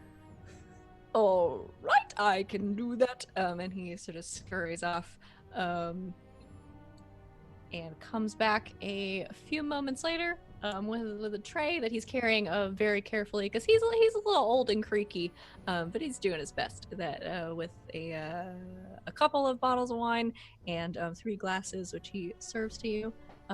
If you like wine, it's very nice. Oh, sweet. Yes, he. This is the life. And he's sitting in the chair. I assume it's a big people chair. Yeah, I think for Flynn, it's a little bit big, but it's very cushy and sort of very comfortable. So his feet are like up, but he's sitting in the chair. So like instead of having his knees go over the edge, that's just where his feet kind of hang off. So it's like he's got a footstool. And he just sits by the fire, and he's kind of occasionally glances over at Atherby and see him attuning to said sword. Atherby is very pointedly refusing to drink, and Ivas is just like, maybe after we clear the house, but we got to finish our work first, and we'll go back to, studying the sword, practicing swinging with it, inspecting the religious insignia, etc. Nice. Okay. Pod has taken probably a bottle and just shoved it into his backpack and is taking swigs out of it when he can, but is mostly just taking one of the legs from the chair and trying to toss it across the room for Kitty to fetch. Okay, make another animal handling check. Okay. It's the red one this time. Probably not as good. That's an 8. Okay, yeah. Kitty's not super keen on fetch. I don't think they understand quite yet what you're trying to accomplish here. I think you chuck the leg of one of the broken chairs across the room, and they a couple of times it hits the wall, and they kind of woo! Like the noise freaks them out a little bit, and then they kind of get used to you doing it, but they're not getting the chasing part. Fair enough. All right. Fine. Clear the rest of this place out then. Oh, by the way, Atherby, are you at full hit points? Yes. Okay. Because whilst I was sitting there sipping, I would be humming and or singing a melody, and that would have given you another D6 plus blah blah blah blah blah for my Song of Rest. Yep. So okay, but you're good. Yep. Thank you, though. Cool. All right. So wine drunk, sword attuned, and frustrations rising in pod, the three of you step back out. Where would you like to go? You got one hallway with a ton of doors and one hallway with only a couple and a corner. I say we just take out the hallway door. Just pop them open. Let's bang through this as fast as we can. All right. Okay. Is as good a strategy as any, I suppose. At least for thoroughness. I'll stand at the corner and watch. Stand behind Atherby with a bow drawn. Okay, Atherby, you pop open the door. Yep. All right, so you open this door. It leads into a bedroom. Atherby, which to you looks kind of familiar. It sort of vaguely resembles your childhood bedroom. Huh. This interesting. I imagine this bedroom's for me. Why? It reminds me of the one I grew up in. Back in, oh, geez, where did I say I'm from? The Whalebones, I think. Please hold while I pull up the character slide info. Are we all gonna have a bedroom that looks like our childhood bedroom in here? I imagine so, seeing as the kitchen had our childhood favorite foods. Oh no. Do you want us to not check your bedroom? If you touch a bedroom, if you touch one of the handles and it feels hot, just don't open it. Most wise. I appreciate that advice. All right, moving on to the next room. Okay, you. Now, will I claim all of them if I open all of them? They're just all my childhood bedroom. You're gonna find out as you open the door. Atherby, this one you don't recognize, but Flynn, I think you do. Ah. And Flynn will walk in. All right, so we walk in a little bedroom. It is reminiscent of your childhood bedroom, whatever you would have had in there. It's a little worn down, a little dusty, like it hasn't been kept up, but for all intents and purposes, it looks like you remember. Oh, Mr. Scrufflenose. And he picks up a stuffed animal that's a little rabbit, and he nuzzles it, and then he puts it down. He's like, this is a lovely place. And he does this as juxtaposition for when when we get to the other bedroom.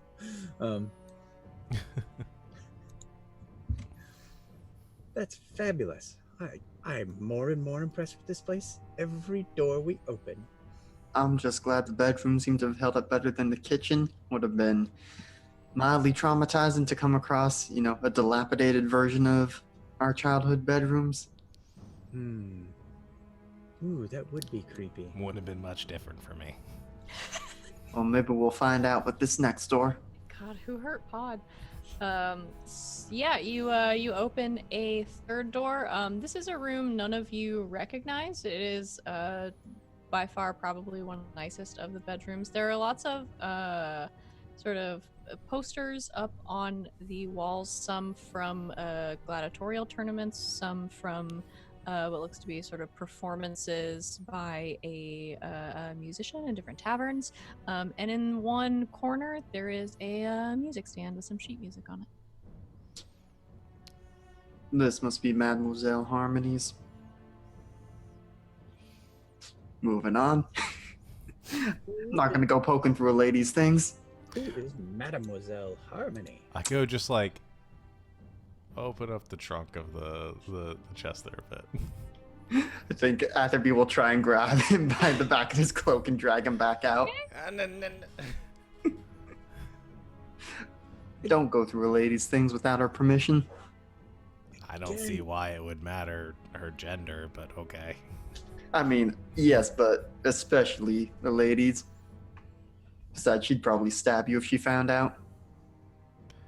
Just wanted some dirt on her. I'm most intrigued. Who is this? She's the one that went through the Thunderlock bar crawl with us. Ah. With her fan club, I guess. I just have the strangest feeling she's watching us right now. Finn's looking around. I want Harmony and Flynn to be friends so bad. All right, this fourth door, Atherby, you put your hand on it, and the handle is quite warm. Well, this is that warm door you were talking about, Let's Pod. just move on. Yeah. I'm mighty curious, but seeing as I just, admonished you for trying to snoop through Harmony's things, let's go And then to the next one. I'll skirt this wall as I pass. Okay, it's staying far away from whatever hot Pod door. might have in his bedroom. Yep. You open another door. This is a fairly standard bedroom with some naturey things in it, perhaps for a druid. Nice note. We have maybe a friend that you haven't met yet would very much like this bedroom, but you don't know them yet. We are assuming in the fiction of this that we have met, that the other Joas have met this character yet, and this isn't like a foretelling of a character that we haven't, a person that we haven't met. Yeah, you don't know who this would be for. Because for Greybeard, that would be Morgan's character who ran the first game, who we have not met yet. She hasn't got to play yet. And it's foreboding. Now, there are these two last doors. Can't think of how many more individuals, but I suppose there can be up to 10 owners on this deed. So let's see who we might also be roommates with. All right, so you open this door over here to your left, which seems to be a pretty unassuming room. No discerning qualities to speak of. Maybe it would be a nice guest room if you ever have friends stay. And door number, I lost count. The last door. All right, so you open this door. There's a kind of funny smell, almost of sulfur, coming from this one. It's definitely a bathroom. There is some very lewd, almost kind of demonic graffiti kind of all across the walls. I would not have expected lewd to demonic, but does my new sword start glowing in the presence of this bitch? I think you, as you've attuned to this weapon, I think as you've gone down this hallway, it has started to faintly glow. Well, that's not a good sign. It means there's a fiend within 300 feet of us. What? Well, close the door, man. Yeah, we're gonna have to maybe ask Wingnut to scrub the walls in here, but Yeah, there's some nasty stuff in there. I don't know. I think it gives it a certain personality. And what did you say it was?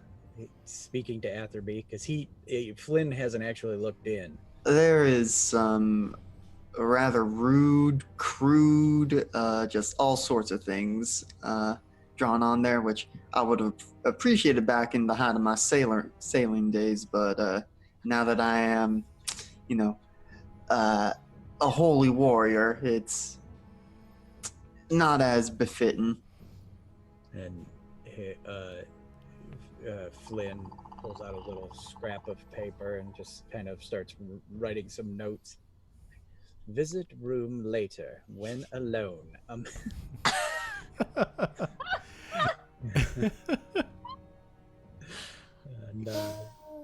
so, the other hall then? Yeah, and as we go, I'm going to keep a very close eye on Vigilance's glow to see how it reacts. Okay. Can I just stagger behind the group just a little bit, I gotta stop and tie my shoe? Your shoes. No, I don't. That's what I thought. Yeah, you can. And then as they're getting a little bit ahead of me, I just walk over the door to my room and I just kind of crack it open just a little bit. Okay. What's in there? Do Do you not want to tell the people? No, I imagine there's like a bright glow that kind of hits Pod's face as it opens up, and he just kind of goes, and just closes it again and keeps walking. All right. Mysteries abound as you make your way around the other side of the hallway. So you've got one door. I could do the ping right there that you saw when you came in, and then one at the end of the hall, and the hallway does continue around to the left at its end. Well, and I would assume that the glowing got a little fainter as we left the demonic bathroom. Yeah, it got a little fainter as you kind of went along the hallway, and then as you kind of came around this final corner towards this door, it started to get just a little bit brighter. Well, I imagine whatever fiend is going to be deeper in the house, but we should probably finish checking all the doors first. Yep, let's pop that baby open. All right. You pop that baby open. Boop. And you enter into what looks to be a library. Not in great shape, but a library nonetheless. Bookshelves line the wall of this room, floor to ceiling, save for a small unlit fireplace in one corner.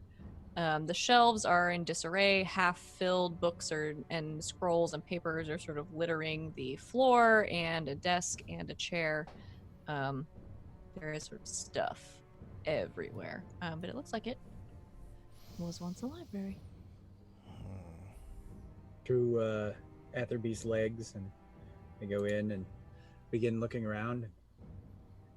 I shall have to hire someone to read these to me.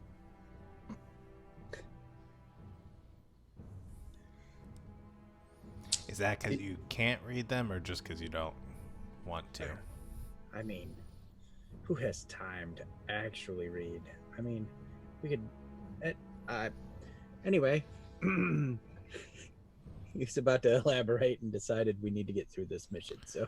All right, fair enough. We'll have plenty of time to talk about it when we redecorate. Indeed. All right. Race you down the hall, and I run down the hall. Okay, so leaving the piles of things relatively untouched, you pod races down the Pod races. hall. So you come around this corner. There is one door closed to your right, and then to your left, right around here, you can see what was once a door is now broken and lying in pieces, twisted from its hinges. The open doorway flickers with an erratic white light flashing in time with short, sharp buzzing sounds coming from the open door. Check the sword. Check your sword. Yes, is it stinging very brightly now? Yep. I feel like there's a boss fight that way. Let's check this door first. Yes, let's make sure nothing's going to come at us from behind first. Okay, so you check this other door. It is unlocked, and you can open it into a room. Paul just sort of angrily throws his lockpicks on the ground and says, "Not one goddamn locked door." And he picks them back up, but...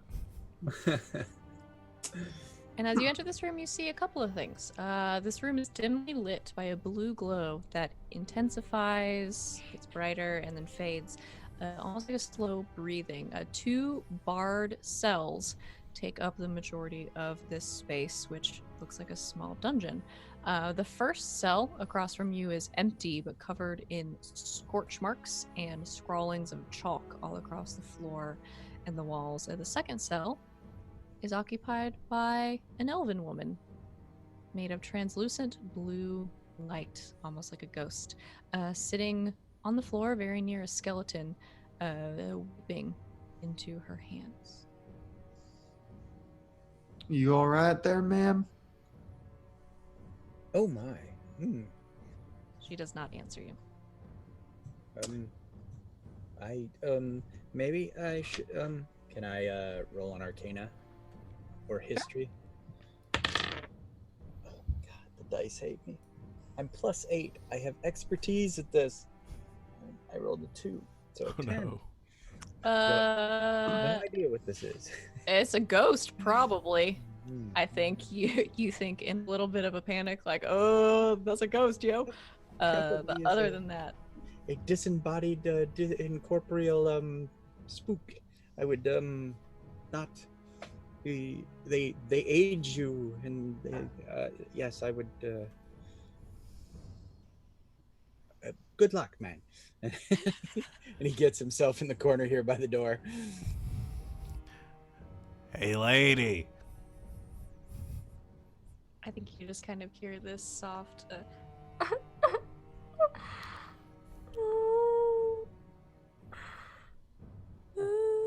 Oh god, it's a witch. I was just about to say I played Left 4 Dead. Lights Y'all out. understand me. But I think you hear this soft kind of crying, a little bit of a whining noise coming from her. She is kind of seated cross-legged on the floor, though she doesn't need to because she's a ghost, very near a skeleton that is in the corner.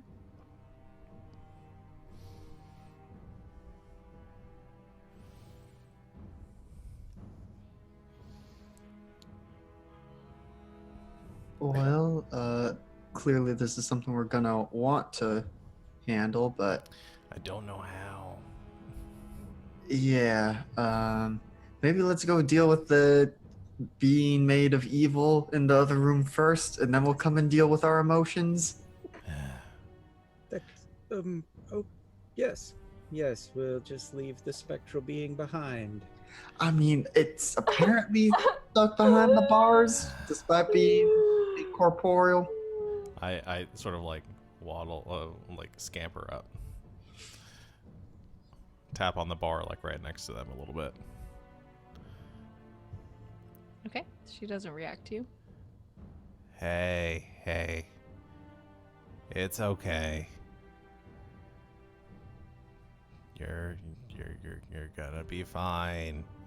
You know, my good man, let me tell you, when dealing with spectral beings, and he goes into a momentary diatribe about, you know, the ether, ectoplasm, or some silliness, have a D8 inspiration, good Oh. sir.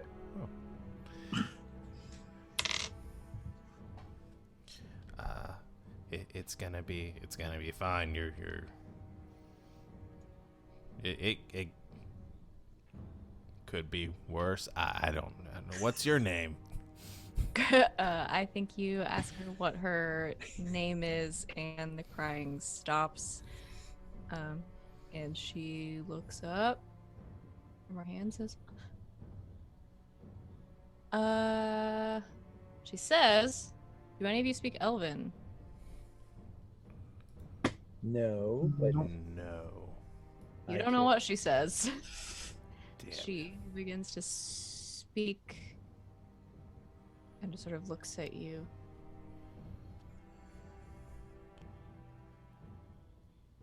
So, one moment, and he walks up, and as he's walking up, he's like, jabba, jabba, jabba, jabba, jabba, talking to himself, and then all of a sudden he's like, okay, oh, go ahead, try again. Okay. And Flint's looking at Pod like, say whatever. Hello. What's your name? Can you understand her now? Comprehend languages. Yeah. I think she looks at you again and kind of looks at all of you and says, they called me Lady Tamarariel. Can you understand me? Yes. And I nod, because I don't know if she can speak halfling or common. I try both. Neither. Okay. I think I have another language in there, but it didn't transfer. So, but Um.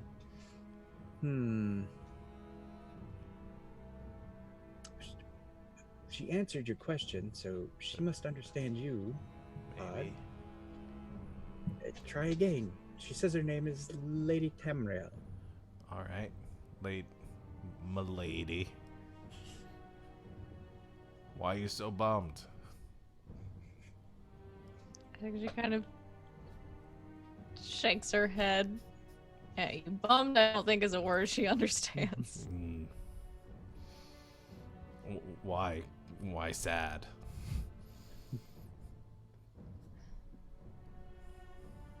Listen, if you can understand me, if you can help me, Aegon must die. Aegon must die, she says. And who might be Aegon? I think trying your best to communicate with her. I think she understands the kind of like basic premise. Who quest, who dis?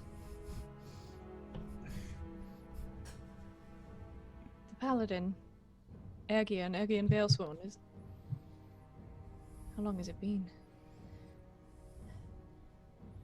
He owns this house. We own this house. Yeah, it has been a long time. So you, I think she's looking around all of you and surprised. You are the new owners. Hmm. Good. This is good. Follow the light down the hall into the laboratory. Be careful of the floor. Go through to the chapel. Put out the candles. All right. And I was trying to, as she was going, translate that all as quickly as possible. Yeah, I think you get it. Okay. Okay. We go to light, and you go to light. To light. Bye. I think she's sort of looking at Lynn, who seems to understand her, like, I don't know what he's doing. You are not alive anymore. Oh yes, I'm well aware I'm dead. That's my skeleton sitting on the floor. Oh, that's morbid. I've had a long time to sort of deal with that. Yes, we'll have Wingnut make proper arrangements for your vestigial parts. I think you say wingnut, and she's like, does not know what that is. So candles, snuff it, freedom. Gotcha. All right, fellas, a holy quest All to right. free a fine maid. Come on, kitty. Flynn Practice turns poetry. on a heel and marches like a hero until he gets to the door, and then he waits for Atherby. Yep, Atherby will kind of nod solemnly at Lady Tamriel.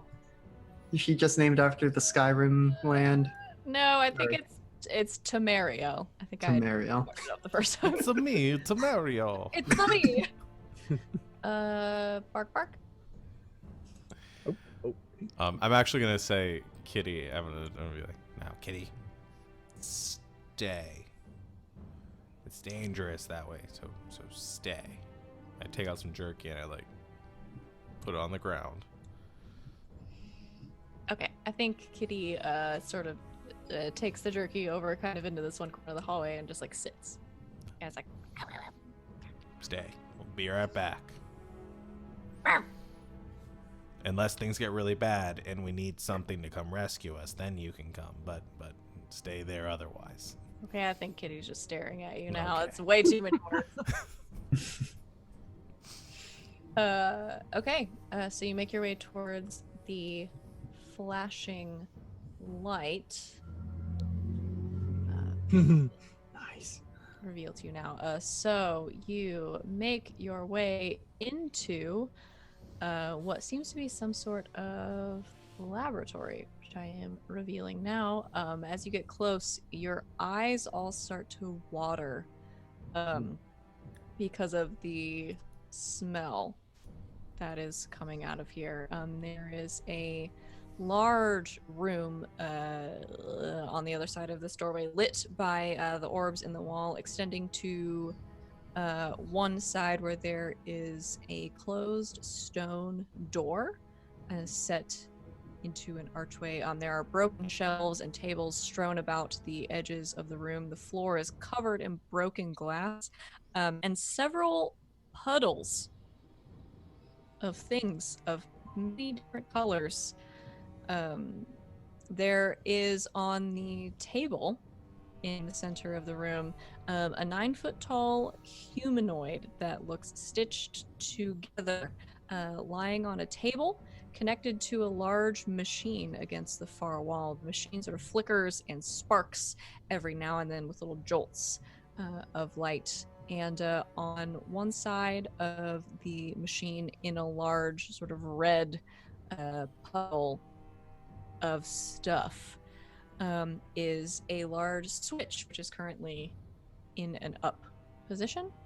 And around the humanoid on the table's neck, there is a silver key on a chain.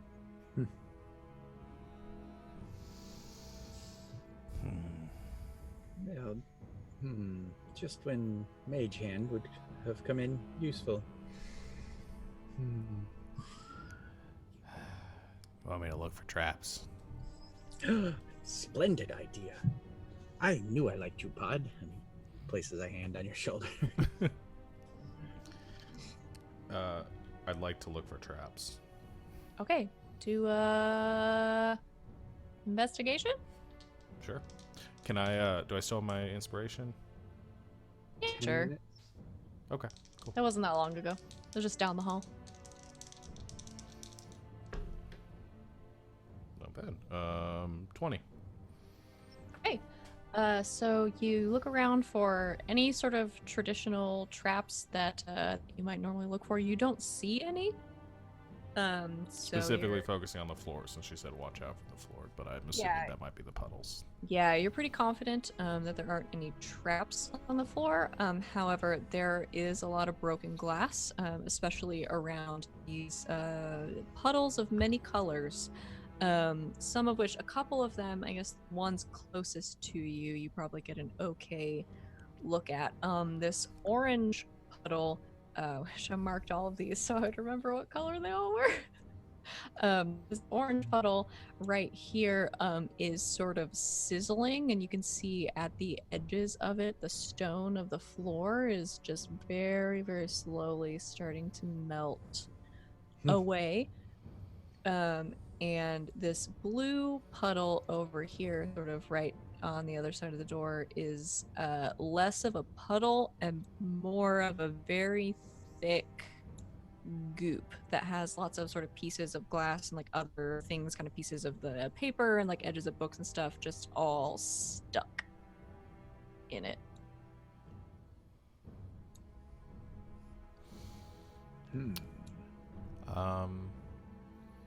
The door on the far side of the, or can I try to get over to the door on the far side of the room without walking through any of the puddles? Yeah, so where the colors are on the map, that's kind of where the puddles extend to. So anything that is any square that is totally free of color, you can sort of creep through. Does this door appear to be locked? Yes, it does. I think we need the key from that thing. What happened to your lockpicks, man? Oh yeah, all right. I forgot about this. I'm gonna try to pick the lock. Okay. Roll a check with the thieves tools. Do I need to check the door for traps separately, or will my check from earlier? No. I just carry that over. I mean, it's a fairly simple stone door. I think Atherby from the doorway where you are, you kind of recognize there is a simple pattern carved into it with a heart and a star, which is very similar to what is on the hilt of vigilance. But Yeah, it does it. If be trapped, I think you can tell. Okay.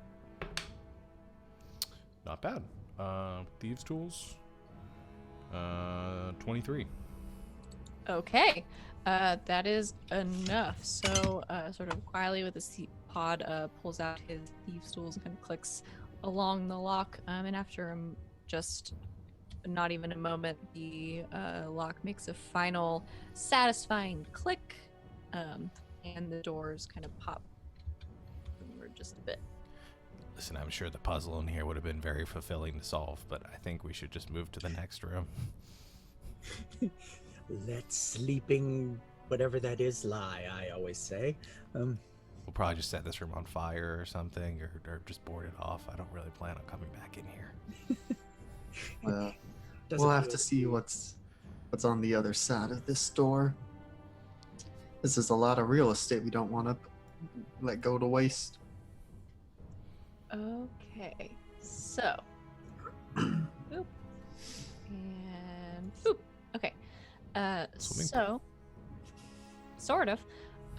So you enter quietly into this final room. The figure on the table, not moving, still hooked up to the machine, sort of staying where it was. You enter into what looks like it used to be a chapel. This once beautiful chapel has been almost destroyed. The walls are covered in profane writings in many languages and pictograms, mostly of like crude sort of torture sequences, things with knives and sharp things poking other things. The middle of the floor is dominated by a huge pile of splintered furniture, bent candlesticks, shredded tapestries, and other sort of destroyed religious paraphernalia. And a thick layer of scum covers the surface of the rectangular pool across the wall. To your far left, across this giant pile of junk, is an altar, which has 4 candles, sort of unlit, but sitting in each corner. Well, our work here is done. The candles have been snuffed. Or did she? No, she didn't say to light them. She I don't said. think she said to light them. I think she said to put them out. I mean, put them out or put them out of the house, or do you I guess let's take a look. Yeah, let's just walk over there. I'm sure something dramatic will happen. They'll all light up here in a second. Okay. Walk forward and kind of investigate if possible. All right, Flynn. So you make your way over to the altar. As you approach, you hear. Put on some more dramatic music, because it'll be more fun that way. Yeah, that sounds good. As you approach, the 4 candles on the altar spring to life. Oh, holy hell. In green flame. This is fun. It's like a Dark Souls boss fight. And a large, flaming, sort of circular portal, the best you can tell, open up atop the altar, and a figure comes walking out of it. This large figure in this sort of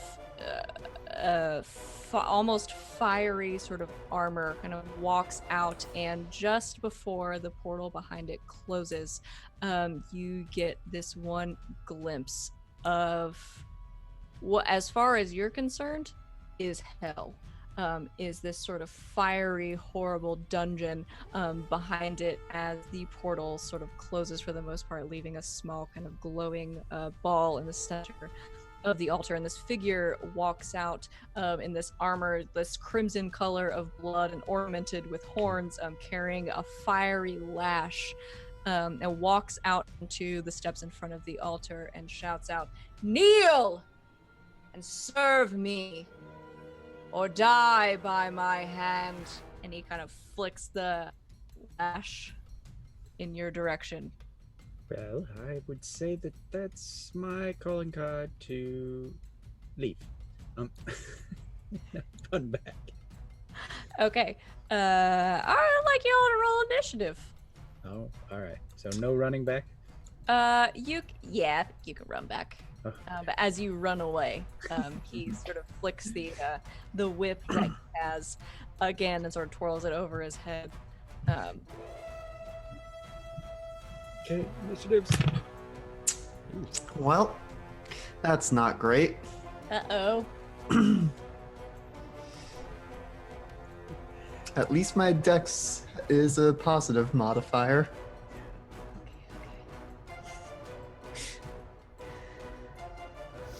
God, so many sheets. He's got so much stuff. Okay.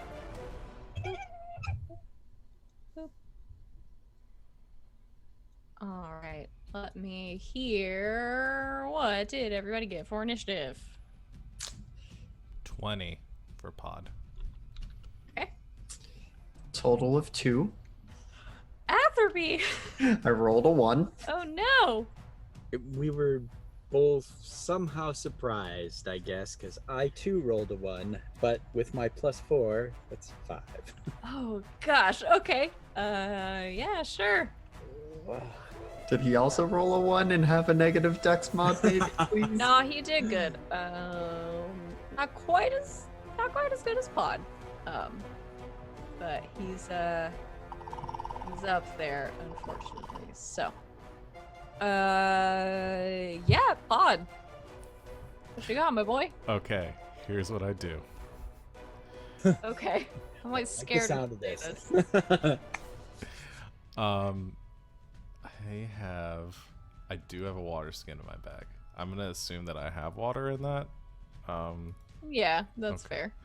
I'd like to run 5, 10, 15, 20, 25, like right here. Okay. And I'd like to use my action, use the water skin to put out at least one of the candles. Okay.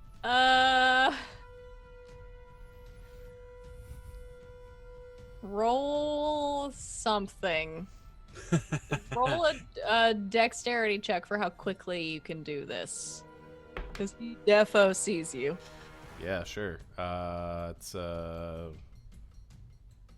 15. Okay, yeah. I think you can put out this one. Nice. And you are able to sort of get past this very terrifying flaming devil man and start to dump water on one of the candles. That's going to be your action. Okay. I'm assuming there's nowhere around this altar for me to hide from this guy. Nah, dog. Then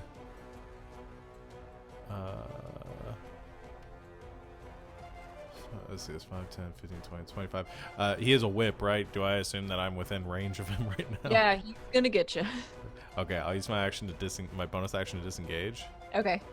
I'll go 30, 35, 40. God, your tiny legs are so fast. Yes, mobile. Okay. Feet. It's To very the useful. sort of edge of the pile of junk. Yeah, I'm just gonna move back here. Assuming Okay. he's probably gonna run up and bitch slap me, but Okay. we'll see.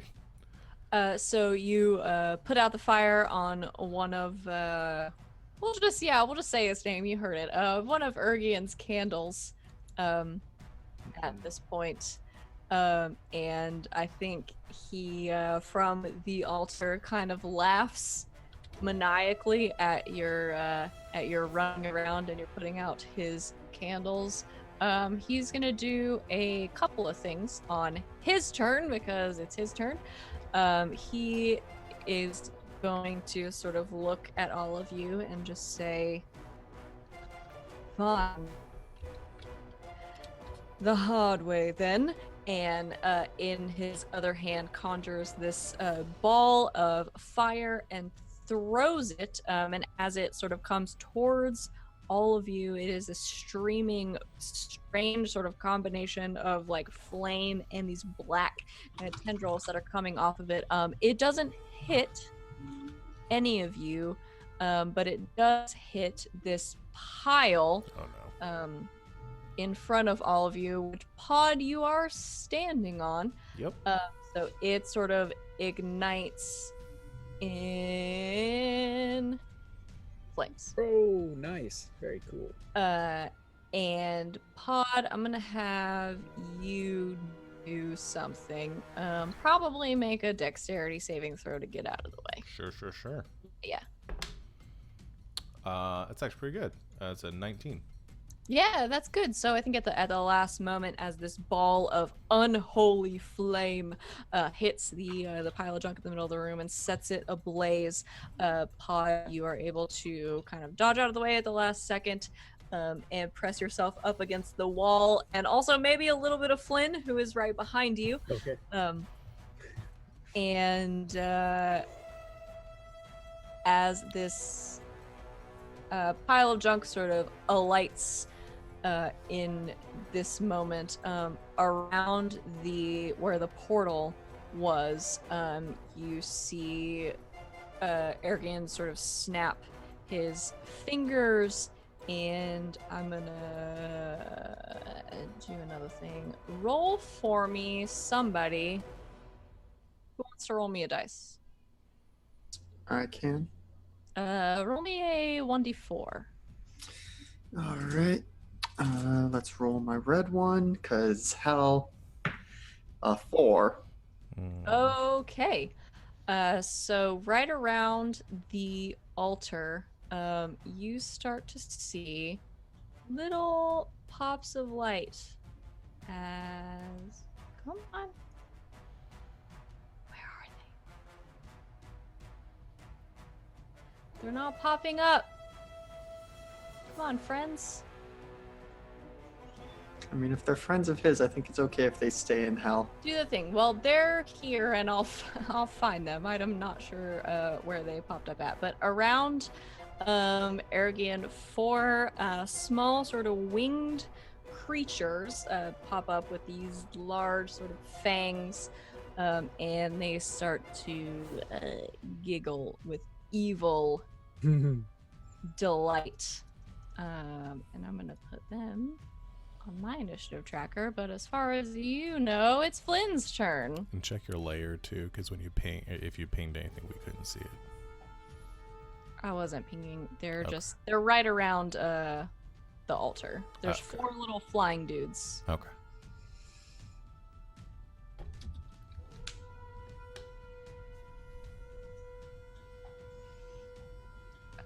Yeah, but it is Flynn's turn. Okay, Flynn is. I'm not actually being hurt by this fire, right? No, not currently. Okay. Then I shall. I have the very wrong spells for this fight. I say, you know what's really hard to get out? Glitter! And he flicks his hand like this and casts fairy fire. Like here. And Okay. I think it's a 20-foot square. I can click on the spell. It sounded like it worked. Boop. Nice. All right, so 20-foot they're- cube. Yep. Yeah, they're all going to make dexterity saving throws. Let's see. All right, that is a 19 for Ergian. He saved. It's 14 is the target number. Okay, so the other ones. That's a natural 1. 22. That's a 6. So 2 of the 4 little flying guys. I don't know why they're not popping up. There's 4 little very scary flying demons around him. two of them fail, so the fairy fire sort of settles around them. They start to glow with this light. Yeah, it's the very very purpley glitter sort of substance, like as Okay. if they're covered in like body glitter or something. Nice. All right, so there's two little hovering demon creatures that are covered in purple glitter. And anything else, Flynn?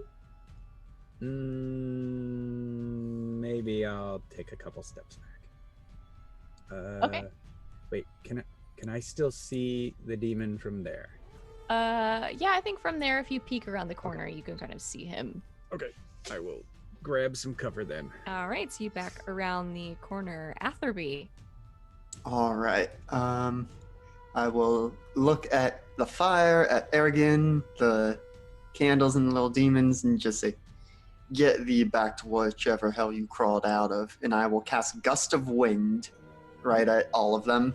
Okay. So, What do I Atherby, do? they're all, well, I don't know that they need to do anything just yet, but when they start their turn in the line, which is a 10-foot wide, 60-foot long line emanating from Atherby, and to start, it is going, at them at the altar, and, set up so that basically the 10-foot that the altar takes up is the line. But start of their turn, they're going to have to make a strength save or be pushed, but they have to spend 2 feet of movement to get closer to me. But the gust disperses gas or vapor, and it extinguishes candles, torches, and similar unprotected flames in the area. Okay. That was my next question. Yep. So this large gust of wind comes out from Atherby, and yeah, it's 10 feet across. Yep. Okay. So I'll move my guy just a little bit. I'll put him back. I just need to get to the candles. All of these candle lights go out, the green flames, and as that happens, you hear this horrible groaning sound from the pool of water to one side of you. And for one brief moment, these large tendrils of water kind of come reaching out of the pool and kind of swinging around. I'll just put this boy on the map for just a second. Comes swinging out of the pool, but unable to reach any of you. And then as the candles go out, it sort of just melts back into the water, and the grime over the surface of the water disappears. Gads, what is that coming back? He says to Atherby. I don't imagine so, but keep your eyes peeled. And does this pile of flaming junk, A, get extinguished, B, go flying towards him while still on fire, or C, go flying towards him while getting extinguished? I think the fire goes out. I'll put it out. But yeah, I think you have accomplished a lot. Yep. That was just good now. use, We'll just put that fire away. No big deal. So yeah, I think the fire in front of you goes out along with the candles, and whatever was in the pool seems to be gone for the moment as all the candles go out. And I will just kind of, raise my arms out in a, what? Come at me, bro.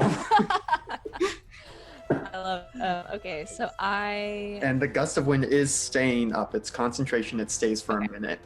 All right, so the the little flying, they can't do anything. against this. I mean, dude. they can make a strength save, technically. No. They did, trust me.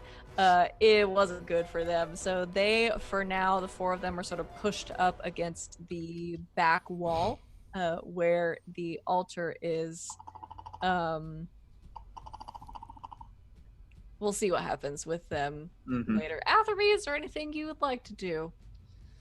To finish up my turn, Anything or else on your turn? No, that is it. All right. So Pod. All right. Just seeing all this is just gonna go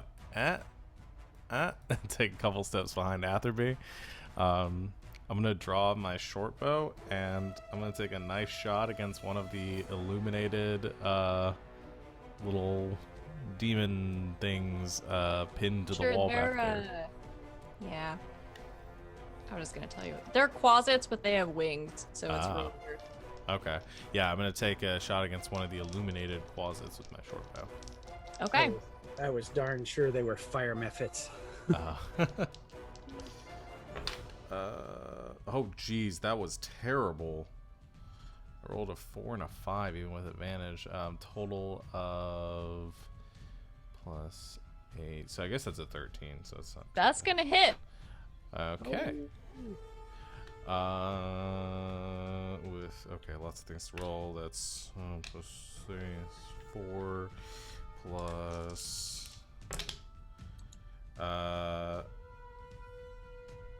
15 points. Yeah, that's gonna do it for that little guy. So Pod, I think in a moment of like backing up, taking aim, and firing that bow at one of the small winged fiends, you fire off these arrows and just pin the thing to the back wall.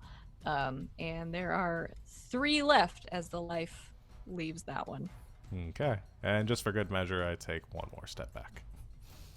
Okay.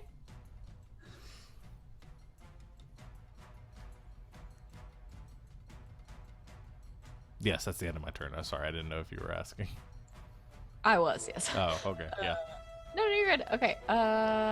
Then if that is the end of Pod's turn, my main man Ergin is going to sort of look over at the little demon that is dead and just kind of laugh evilly, and come down off of the.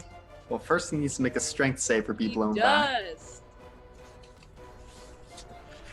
What did it do, my boy? That's a 25. So that succeeds, but it's basically difficult terrain for him to approach me. Cool. Yeah, so he can move there and there. And that's as far as he's gonna go, sort of towards the end of this charred bit. But he is going to attack you after you with his demon hide whip that he has. So he sort of whirls this flaming whip around the top of his head, and he's going to roll a 17. Misses. That's bad news for him, but Yep. he's gonna do it again because you put out all his fire and he's sort of pissed, except he rolls an 11, which is worse. So he swings this whip a couple of times at you, Atherby, missing, but he is going to with one final ragey action on his turn, sort of conjure another ball of flame and throw it back towards the corner where Pod is standing, as this unholy flame comes towards you. That's a 19. Oh, yeah, that is. Hold on. Okay. Hold on. As he's whipping it, and I'm like, I can see that as a reaction on my turn. I will say, hey, why don't you throw that at the watery man instead? And I use cutting words, and I roll a d8 and minus it from his attack. Okay. D6 down. Oh no, that was the d8. Oh D8. I got a pile of them. So -6 from his attack. Ooh. So it's a 13. That misses. That misses. Okay. So in this moment of bravery, Flynn sort of pokes his head around the corner and is like, no, you don't do that. Attack the watery man instead. And the giving you just enough time, Pod, I think, to move out of the way as unholy flames sort of flies towards where you were once standing, but no longer, as it misses you. Dang it, Thank you. says Ergian. I like his voice. It changes a lot. That guy's not doing anything. Flynn! Well, you're most welcome. It's almost the least I could do. It's not running away. I'm not running away. I'm staying here and being brave. And he's going to chuck the... dang it, I've got all fire spell. All my attack stuff is fire, heat, metal, and whatnot. I'll vicious mockery him. That's like all I got. Okay, it's a wisdom saving throw? Yes. Target 14. He rolls a 19. Oh, so what does happen? Nothing, I think. Yeah, I'm pretty sure he Nothing. ducks, dodge, dips, and dives.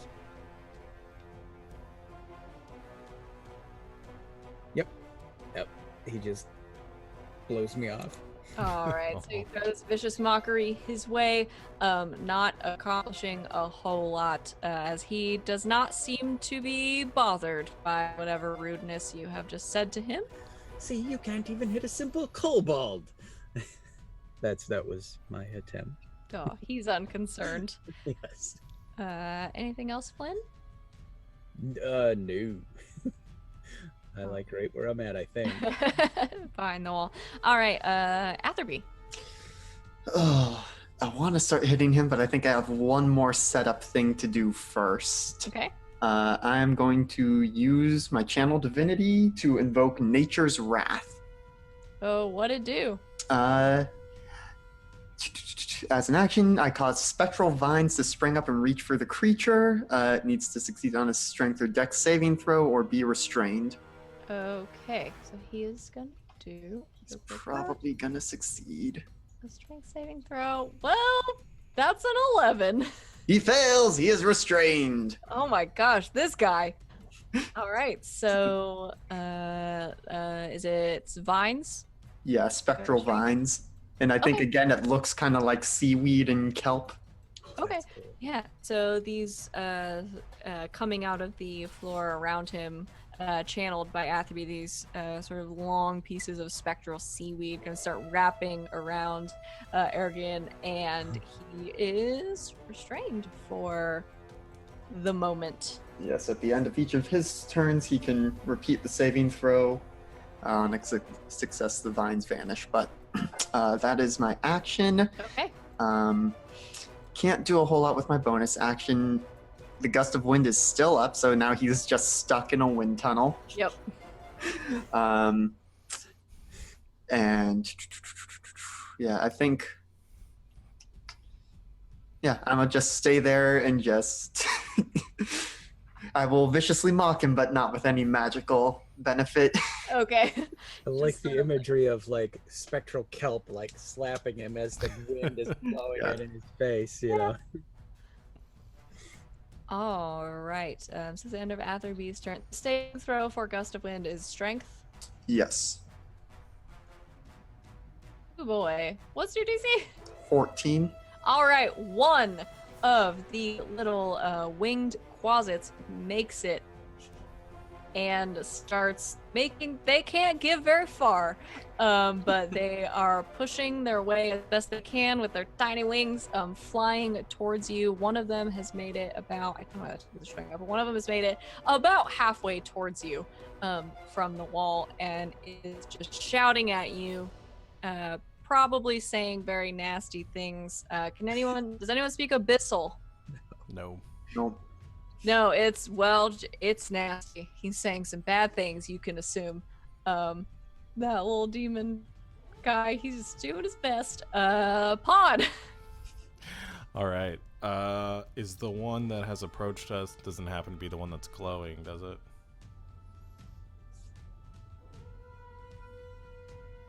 What is the question? The one that approached us doesn't happen to be the one that's glowing. There's still one more closet with fairy fire on it. Oh, yes. Okay.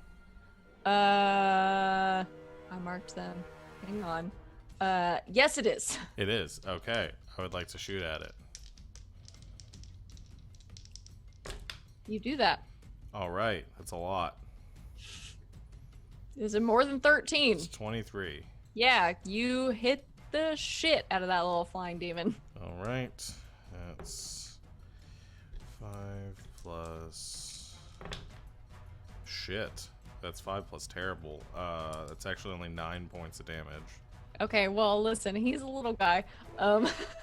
So as one of the winged closets coming towards you, but is covered in purple glitter from Flynn's spell, you aim an arrow straight through the center of him, center mass, and he just kind of and just falls dead. Okay. I'd like to stay exactly where I'm at. Okay. And that's it. All right. That will bring us to Ergin's turn. He's going to... Yeah, he's mad as heck at you, Atherby. He's going to try to whip you again. That's a 19. Well, at disadvantage because he's restrained. That's a 19. That hits. And the second one is a 13. That's bad.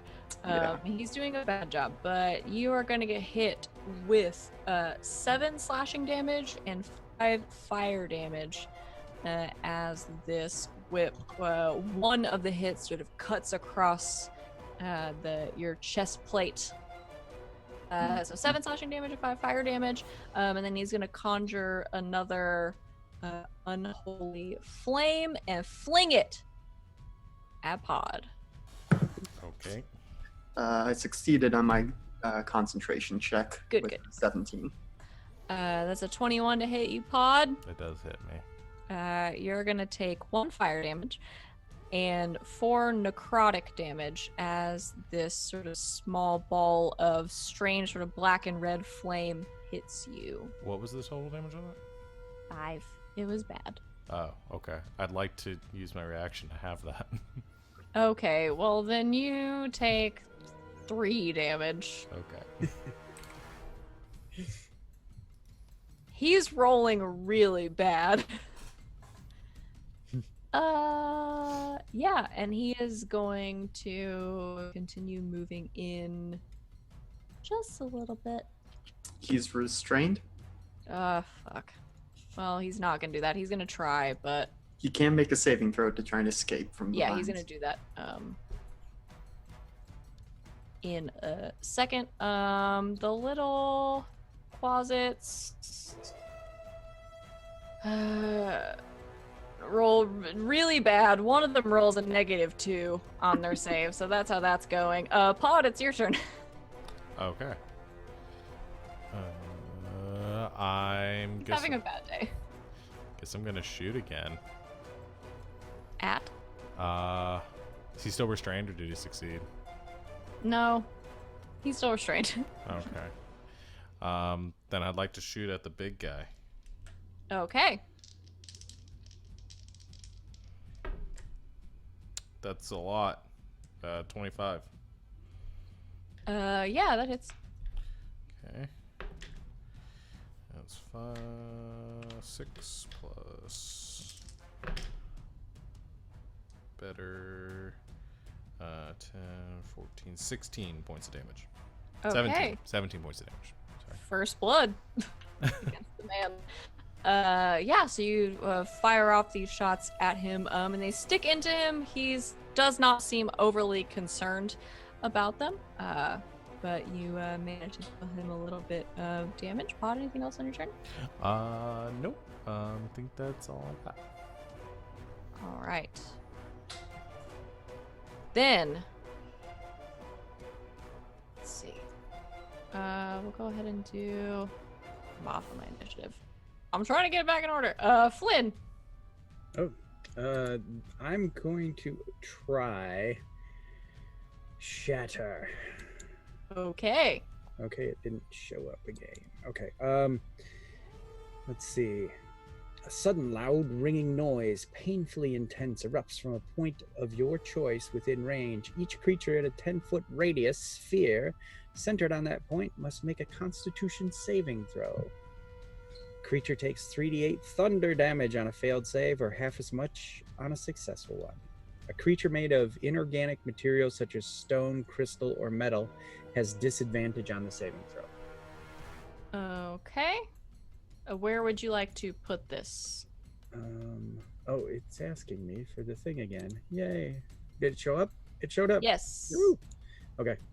Oh, now it won't go away, so I can't. There it is. Okay. So it's a 10-foot radius. I guess back here, so it won't hit Atherby. Okay. So back on the altar, he's gonna make a Constitution saving throw. That's a 22. He for made him, it. so he takes half damage. 7 thunder damage. Right. So this loud, ringing noise echoes out across the already pretty ruined chapel, knocking into Aragon and doing him some damage. We are back to click Atherby. All right. Finally gonna approach him and try and do some stabbies with my special fiend killing sword. Okay. So, raising vigilance, which I assume is glowing red hot right now. Super glowing. Gonna do him a hurt. That's an 22 to hit. That hits. So let me figure this out. Let's see, it's a D8 plus the extra radiant D8. So let me, that is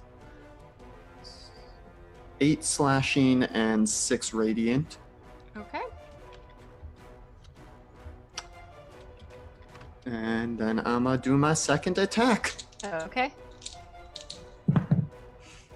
Oh, that's not as good, but does a 17 hit still? It's not. Okay. As a second attack, sort of whiffs just a little bit off of his armor. Okay. Well, wishing I had used my Divine Smite on that first hit, but I was hoping for a crit the second time around, but that's fine.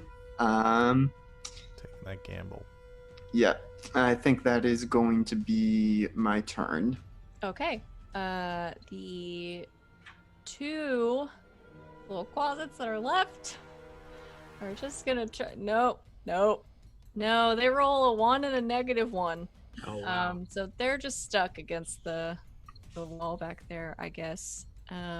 Which will bring us to, oh gosh, the top of the initiative, which I have finally got under control with Pod. Okay, and he's still restrained? Yep, and I'm next to him now. Oh, yeah. Which, as I step closer, the gust of wind is emanating from me, so there's, now a little bit more of the room that is not windy. Okay. Yeah, I guess I'm just gonna... feel like I should get in there. Yeah, Pod's gonna get in there. Drawing his daggers. And going 5, 10, 15 around the side here. Let's go. Gonna shank him. Okay.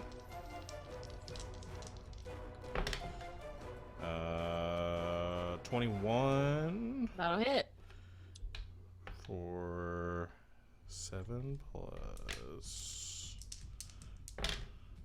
Oh, that was so good. Those are 3 5s. 7 plus 15 is 22. Okay. points of piercing damage. Yep. And I'm gonna do a second stab. Okay.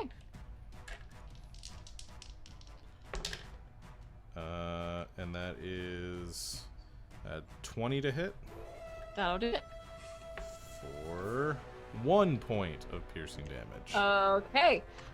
So Pod rushes in and takes a couple, one very, very good stab at Ergen, and one slightly smaller one, but doing a pretty significant amount of damage to the scary flaming man. Anything else? Yeah, I'm gonna stay there for right now. Try to Okay. draw some fire off the big guy. Yeah, it is his turn. Let me see what he's going to do. He repeats the save for the vines at the end of his turn, I Correct. assume. Yes. Cool. He's still gonna do some attacks because I think he can. Mm-hmm. Because he's a scary flaming man.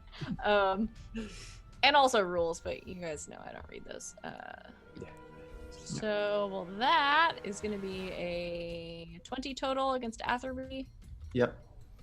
All right, that is 14 damage to you, part slashing, part fire. As the whip sort of coils around you, and he's going to do an attack against. Oh, a gust of wind drops. Okay, and the gust of wind is gone as Atherby takes a slightly bigger hit than he had before. Pod, you are also going to get a whip attack. Whip it. It's not as good. That's a 13. Misses. Okay, so the second whip coming around and flying a little bit over your head, and then I think figuring out where you are, since you did sort of yell at him before, even though it didn't have much consequences for him. He is going to summon one more unholy flame and fling it through the door towards you, Flynn. That's a 19. Oh, I'm like, not this time. And I throw myself to the ground and I use my last inspiration dice on cutting Okay. words to save my own keister. 6 minus 6, All right, so that's a 13 total. which misses me by like that much. Okay, so Awesome. it flies through the door, and as Flynn is like, "Oh no, not this time," and flings itself to the ground. The ball sort of flies over your head, Flynn, past you, and into one of the puddles in the laboratory. Sort of catches flame, which we will deal with later. But Ergen is in a fit of rage right now. Flynn, it is your turn.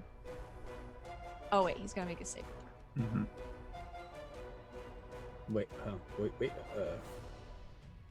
Yeah, he's trying to escape my For the vines. 21. Got it. Yep. So All right. gust of wind and the vines are gone in one turn. All right, so he breaks out of these spectral sort of kelp and seaweed vines at the end of his turn. Flynn, what would you like to do? That's not good. You, Mr. Fiery Man, soak your head. And vicious mockery him. Okay. Let's get that. Can't wait till saving Flynn throw. turns on us to try to take this house for himself. It's a 13 on saving throw. So he missed. Okay. And it's 4 plus the 4 I rolled, which is only a 1. So 5 points of psychic damage. Okay.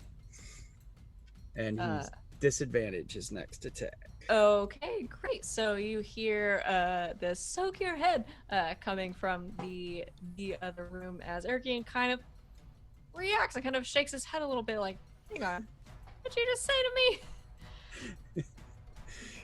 In my mind, Flynn says these stupid things, but they hear like, "You're going to die," in their heads. It's, He is a little distressed by what you have just done to him. Anything else? no.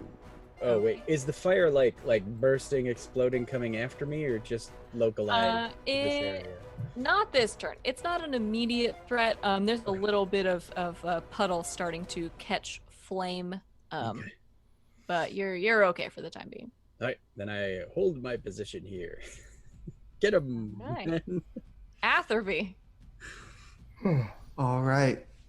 Well, Atherby's day has suddenly gotten a lot worse. I'm going to bonus action cast Thunderous Smite. So booming energy starts coalescing around Vigilance. And I'm going to attempt to hit him. Okay. Oh, that's probably going to hit 24. Yep. So let's see. Let me roll the base stuff, and then I'm probably gonna smack on a Divine Smite because I'm angry. Okay. So let's see. This is he takes 7 slashing, 3 radiant, and 7 thunder damage. Okay. And if he is a creature, he must succeed on a strength saving throw or be pushed 10 feet away and knocked prone. Okay. Strength save. That's a 23. Yeah, that succeeds. He's still there. Yep. Okay. But let me add on the Divine Smite. Okay. Let's do one of my second level slots. He takes an extra 18 radiant damage, and if he's a fiend or undead, he takes 3 more. Okay. Things have taken a turn for the fiery man. That's just my first hit. I have an extra attack. As Atherby, with your first hit, sort of lays into him this radiant damage coming off of Vigilance and also from your own smite. I think Pod and Flynn, you both see this as Atherby is letting loose on Ergen, and he looks a little bit afraid. Yep. Nice. And second attack, 23 to hit. Yep, that'll do it. All right, let me roll the d8s, and he's gonna get another Divine Smite. Oh, that's better. That is 12 slashing, 3 more radiant. But I think this Divine Smite's just gonna be a level 1 spell slot. Okay. For 13 more radiant and an extra 8 if he is a fiend. Great. He had 8 hit points left. How would you like to kill the mean flaming man? If you'd just done as I've asked and gone back to hell, this would have been a hell of a lot less painful as I just, one slice across his chest and the second one chopped the head off. Okay, so you from behind see Atherby sort of lay into Ergen one more time with these final 2 slashes, one across the chest as this radiant glow sort of comes from it, and then one taking off his demonic head, and it sort of hits the floor with a loud thud and rolls across the stone floor of this chapel. And as this happens, take away the mean music. You all can kind of see around the chapel, Ergen's body sort of laying on the floor, starts to very quickly dissolve away almost in this fire that sort of comes up from his armor and is licking around him. He is gone within a matter of seconds. However, the whip that he held in his hand and the stubs of the candles that were glowing with green flame are left in this room as he goes away, and you could kind of see across the scum across the pool was already gone, but the dust and sort of age along the floor of this room and things sort of starts to flake away, and it looks a little bit nicer in here. Hmm. And a little more friendly. So does his whip still look? You said it's what, demon hide? Yep. It looks nasty and evil. Yep. It is a long whip made of deep red leather, and if you pick it up, it is warm to the touch. May have to check this over, make sure it's not gonna, have some demonic corruption on the wielder, but this might be a nifty toy for someone to use. I have no idea to use it, but I'll give it a shot. Is a whip a simple weapon or a martial weapon? That's a good. I I'll think look it's a it up. martial. I'm not sure though. I don't know. I will tell you in a second. It's martial. Okay. Did the closets die away too? Oh yeah, they're gone. Okay. They poofed away in a little cloud of glitter. Well, that's, You okay in there, Flynn? yeah, that seemed to work out. Let's just remove these candles as quickly as possible. And he's just start taking them off the altar. Okay. Yeah. Are you proficient in Arcana? I am. Okay, make a quick Arcana roll for me. All right. I am an expert. But the dice hate me. Oh God, no! they hate me. 5 plus 8. I'm dyslexic, so I have trouble sometimes. 13? Is that right? Mm-hmm. Yeah. Okay. 13. Okay. These candles are magic as hell. You're not entirely sure, I think, what they do, but they are valuable. They are magical, and they probably had something to do with the big fiery portal that opened up on top of the Are they altar. magic as hell or magic to hell? Both, as far as Flynn is concerned. All right. Yeah, we take them off the altar and put them aside somewhere safe eventually, but for now, just away. Right. You guys have a whip and 4 green candle stubs. Is there just a roaring fire coming out of the other room now? No.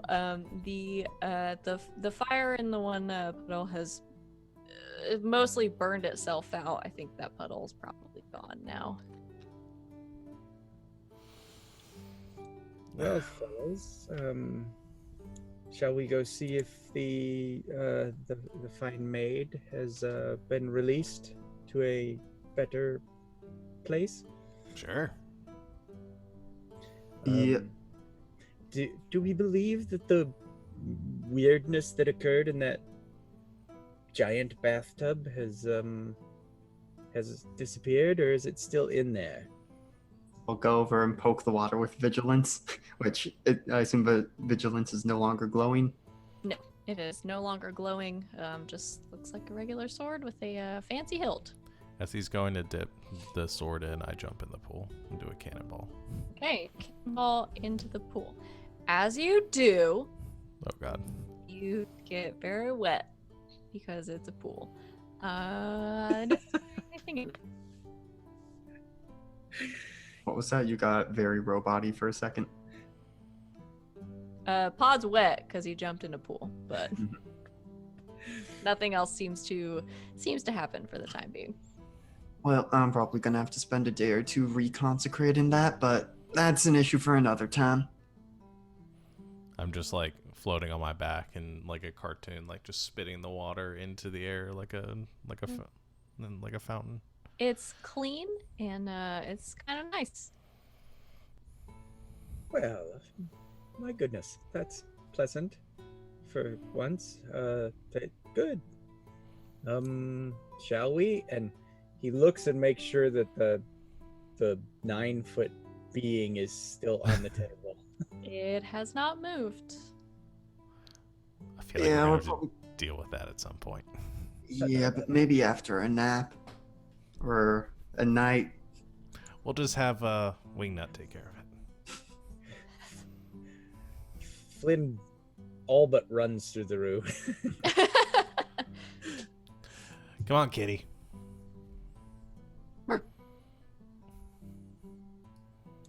As you make your way with your loot and your new mimic pet, I guess, and your new bard friend.